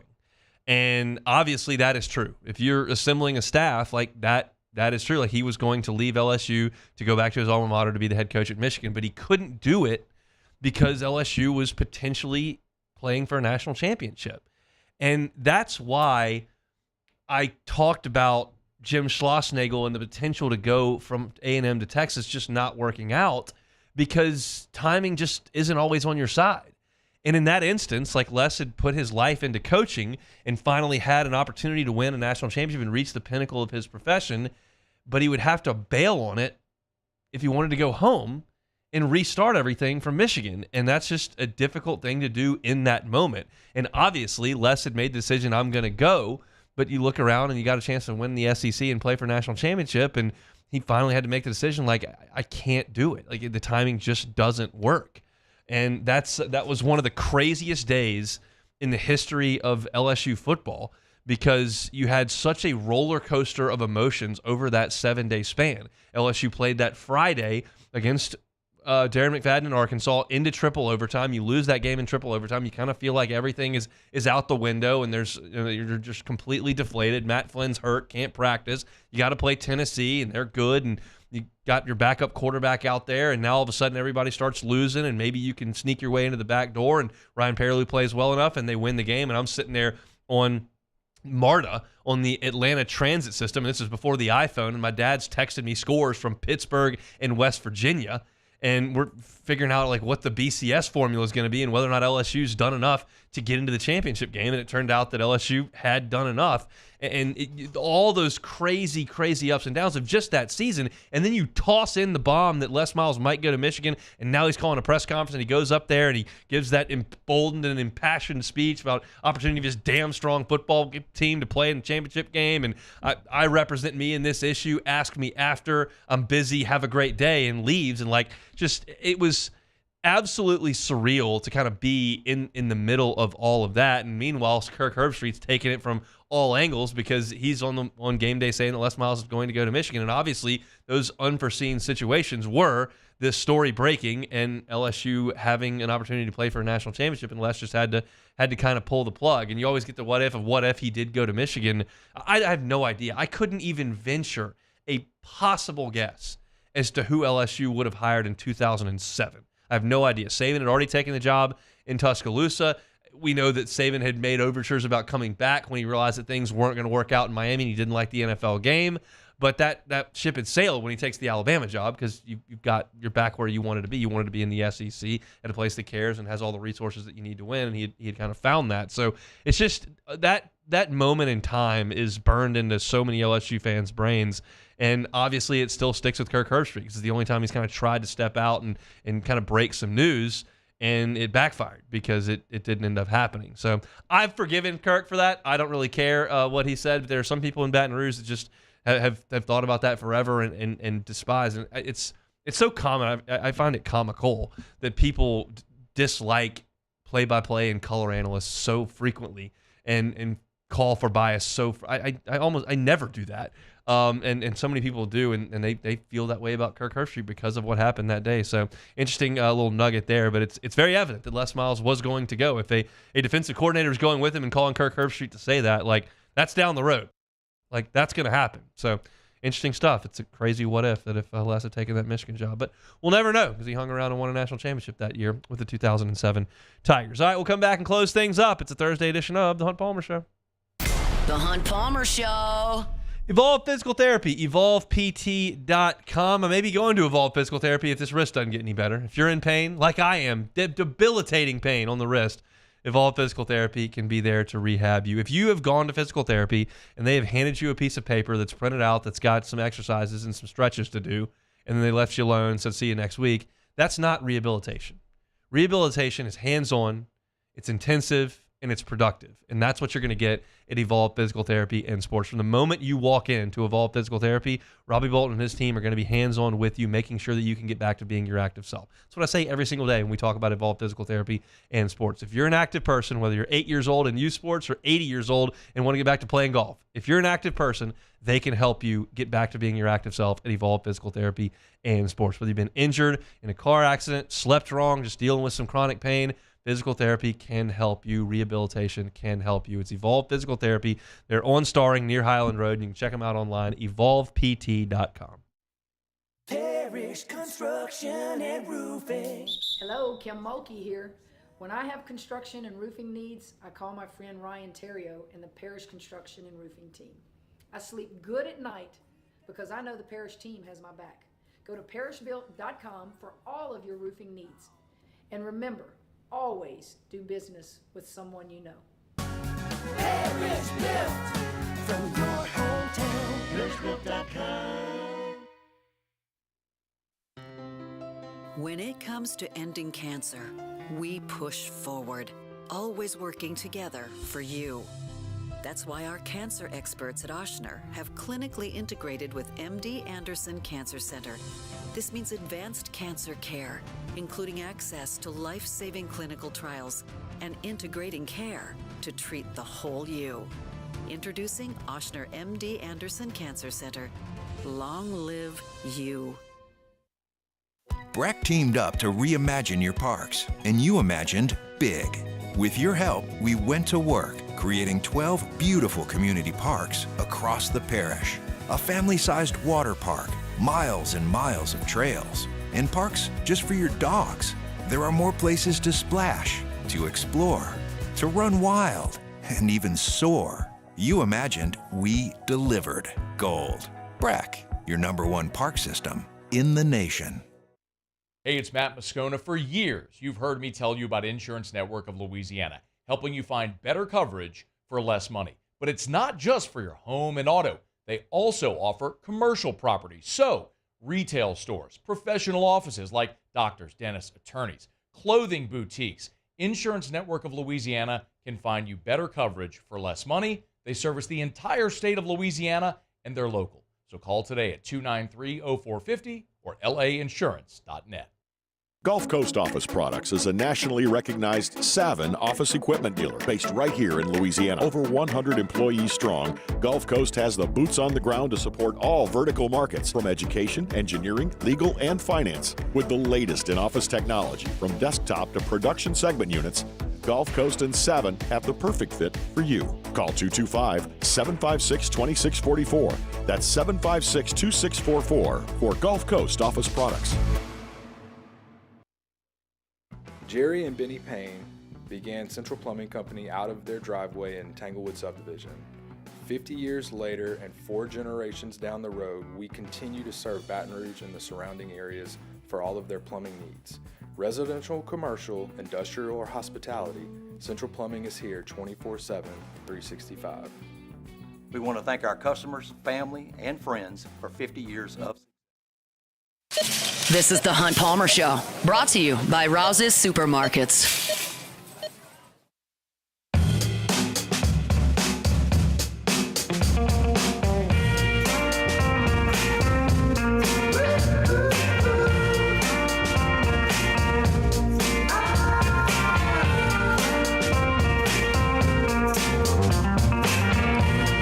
Wrapping things up on a Thursday edition of the Hunt Palmer Show, presented by Rouse's. Of course, Rouse's home to our pregame show weekly over there at Burbank and Lee. Charles Hannigan and Matt Musso host Eagle 98.1 Game Day from Rouse's. A little bit of a switch when we go to the 11 o'clock first pitch. That is not first pitch. It is a kickoff. We go to 11 o'clock kickoff. We switch things up a little bit. So it's 7 a.m. Matt Musso and Charles Hannigan will do Eagle 98.1 Game Day from right here in studio. Then they'll toss things to me on the LSU Sports Radio Network at 9 o'clock. I will take you up to kickoff, myself, Brandon Taylor, and Marlon Favorite.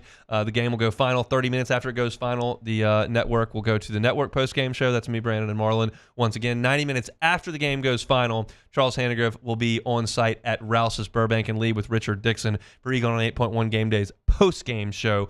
So that should come your way at about, I would guess, 4-ish.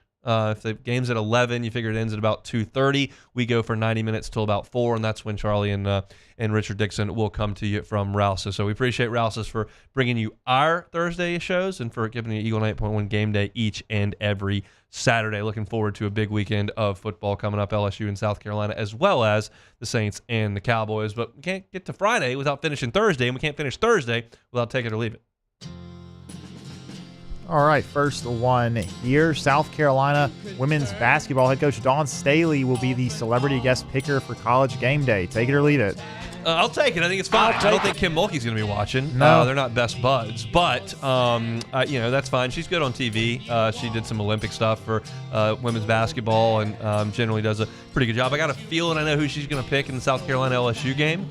But I think that's fine. I mean, what are your South Carolina options? Like that's what I'm looking for. Hootie and the Blowfish, Darius Rucker is a huge South Carolina fan. Yeah. Trying to think about like pros of any. I mean, they could put Paul Maneri up there. He could be the game day guest picker. Yeah. That would be really interesting. Charlie Weiss actually went to South Carolina. Charlie Weiss went to South Carolina? Oh, wait. Why does it say that? No, it says athletics, head football coach. Why does it? Oh, yeah. He got a master's at South Carolina. There's no, I can't think of like, I mean, they could do like Marcus Lattimore would be a good dude to have on there.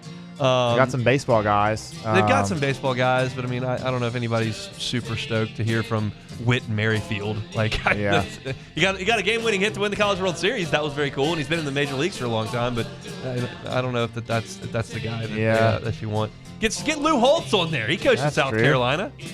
Get Will Muschamp on there. That'd be good. Coach Muschamp, bring him off the sidelines at Georgia. Alshon Jeffries, that'd be good. He was on my fantasy team for like 100 years in a row. Will Muschamp, one thing about Will Muschamp, we're just going off on a tangent for no reason here.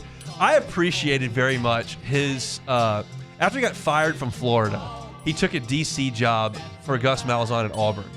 And somebody asked, like, you could have been like a head coach somewhere else. You wanted to be a defensive coordinator again? He was like, I'm not going down to a lower level. Like, I'm not coaching in the Sun Belt. I'm not doing that. I'm coaching big boy football. So that's why, like, what does he do for Georgia? He's like who knows? He's like an analyst. I don't even know. He's not. There's like 15 schools he's going to work for, and he's not going down to play in the Sun Belt or in Conference USA. That ain't happening for Coach Muschamp, and I kind of appreciate that. All right, next one here. Bills quarterback Josh Allen has a perfect 6-0 record in Thursday night football games. A few bucks on the Bills. Take it or leave it. Interesting.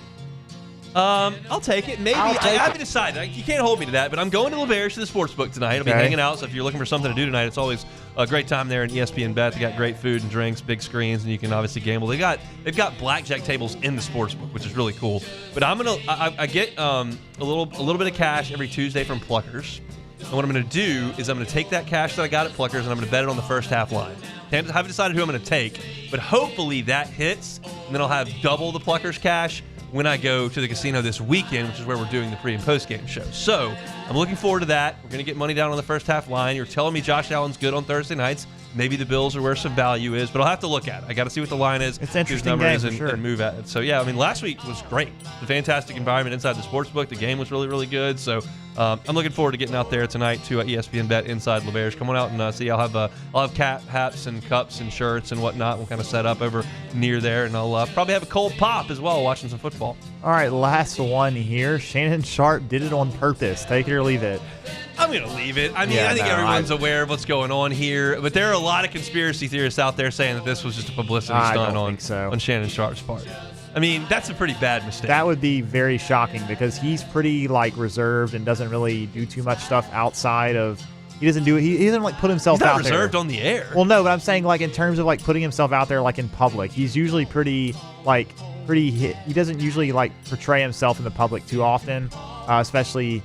Recently he played the hacked card yesterday, which I didn't really get. They obviously panicked. So he said that immediately. He said that on Instagram, but then he did a show. He has a podcast with Ocho Cinco. Yeah, and they did a podcast last night, and he said he said he wasn't sure. He's never even gone live on Instagram before, so he didn't even. He said he just must have accidentally had Instagram open and pressed it. I'm not even sure I know how to go live on Instagram. Yeah, so that's impressive. And that's why we have Team Spazali. They handle all the Instagram. Yeah, and he even said too. He's like, when it was on live, he's had people calling him on his other phone, and one of his marketing or production guys called him and said, hey, this is happening. He's like, oh, wow. And he's like, I wouldn't even know to turn it off. He's like, one of my guys turned it off for me because he has access to my Instagram. He's like, I turned it off for you. Don't worry about it. But man, it's just one of those. That's one of those deals. So Kevin Clancy from Barstool. If y'all are not familiar with what happened here, Shannon Sharp was on Instagram Live on accident, and he and his girlfriend, wife, whatever, were in a bit of an intimate moment as that was going live. That's one of those deals. Kevin Clancy from Barstool is nobody broke any of the rules. Nobody broke any laws here. It was just an accident. This is one of the things where you just come on and go, yeah, messed up. My bad, guys. It wasn't graphic. The phone was turned down. It was just the sound. And he's like, yeah, that's my bad, guys. Shouldn't have done that. We'll just move on. I mean, it's a funny thing. Nobody was hurt. Nobody was filmed against their will or anything. It just, that's just an unfortunate happenstance of some celebrity when you don't know how to work your social media devices. So kids, make sure you're not on your social media devices and they're deactivated. And Shannon, he also said that from now on he will be leaving his phone in the car for any circumstances like this. So he said if there's any kind of emergency and somebody asked him why it took him so long to get to his phone, well, it's in my car. It's in the car. All right, that's good. Good for Shannon. Excellent work there. All right, that's it for a Thursday edition of the Hunt Palmer Show. Fired up for tomorrow's show. Absolutely. And we're going to have Preston Guy on. We've still got some matchups to talk about between LSU and South Carolina. I want to spend some time tomorrow talking about the punting game. That's not necessarily what we talk about a lot, but South Carolina's got a really good punter. He kicks it really far.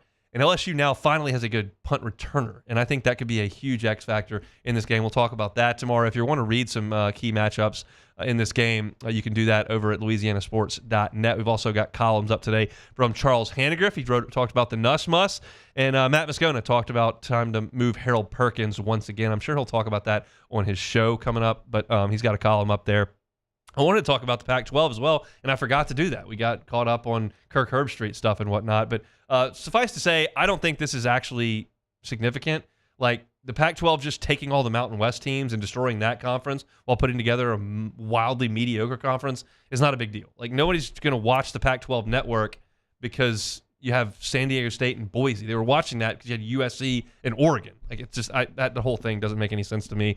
The Pac-12's trying to stay alive. I just think they're doing a very poor job, and then are destroying another conference in the same breath. So I didn't get to that, but I got to a lot of other stuff on the show today. If you missed it, it's on demand. 1045ESPN.com's on demand tab. All of our shows are archived there each and every day. Off the Bench, Live at Lunch, Hunt Palmer Show, Matt Moscona's AFR, all of them on demand at 1045ESPN.com or wherever you find your favorite podcast. Talked about USC's defensive ends against LSU's offensive tackles. Luke Johnson came on to talk all things Saints. You can hear that or see that on Hunt on Saints on YouTube. Jay Phillips from 107.5 The Game in South Carolina was good enough to join us. We did best win and worst loss in college football and the NFL. Clint Kubiak rated the best play caller in week number 1. There's a story on that at LouisianaSports.net, and we talked about it earlier today. And Chris Blair was good enough to give us a little bit of time before the Coaches Show this evening. Tomorrow, all football, wall to wall, starting at 7 a.m. Live at Lunch will go an hour earlier. We'll lead you all the way through high school football in the evening. So lock us in for a Football Friday tomorrow. You'll have a safe and happy Thursday. Matt's going to drive you home on After Further View. We are back tomorrow, same time, same place for us. It is the Hunt Palmer Show.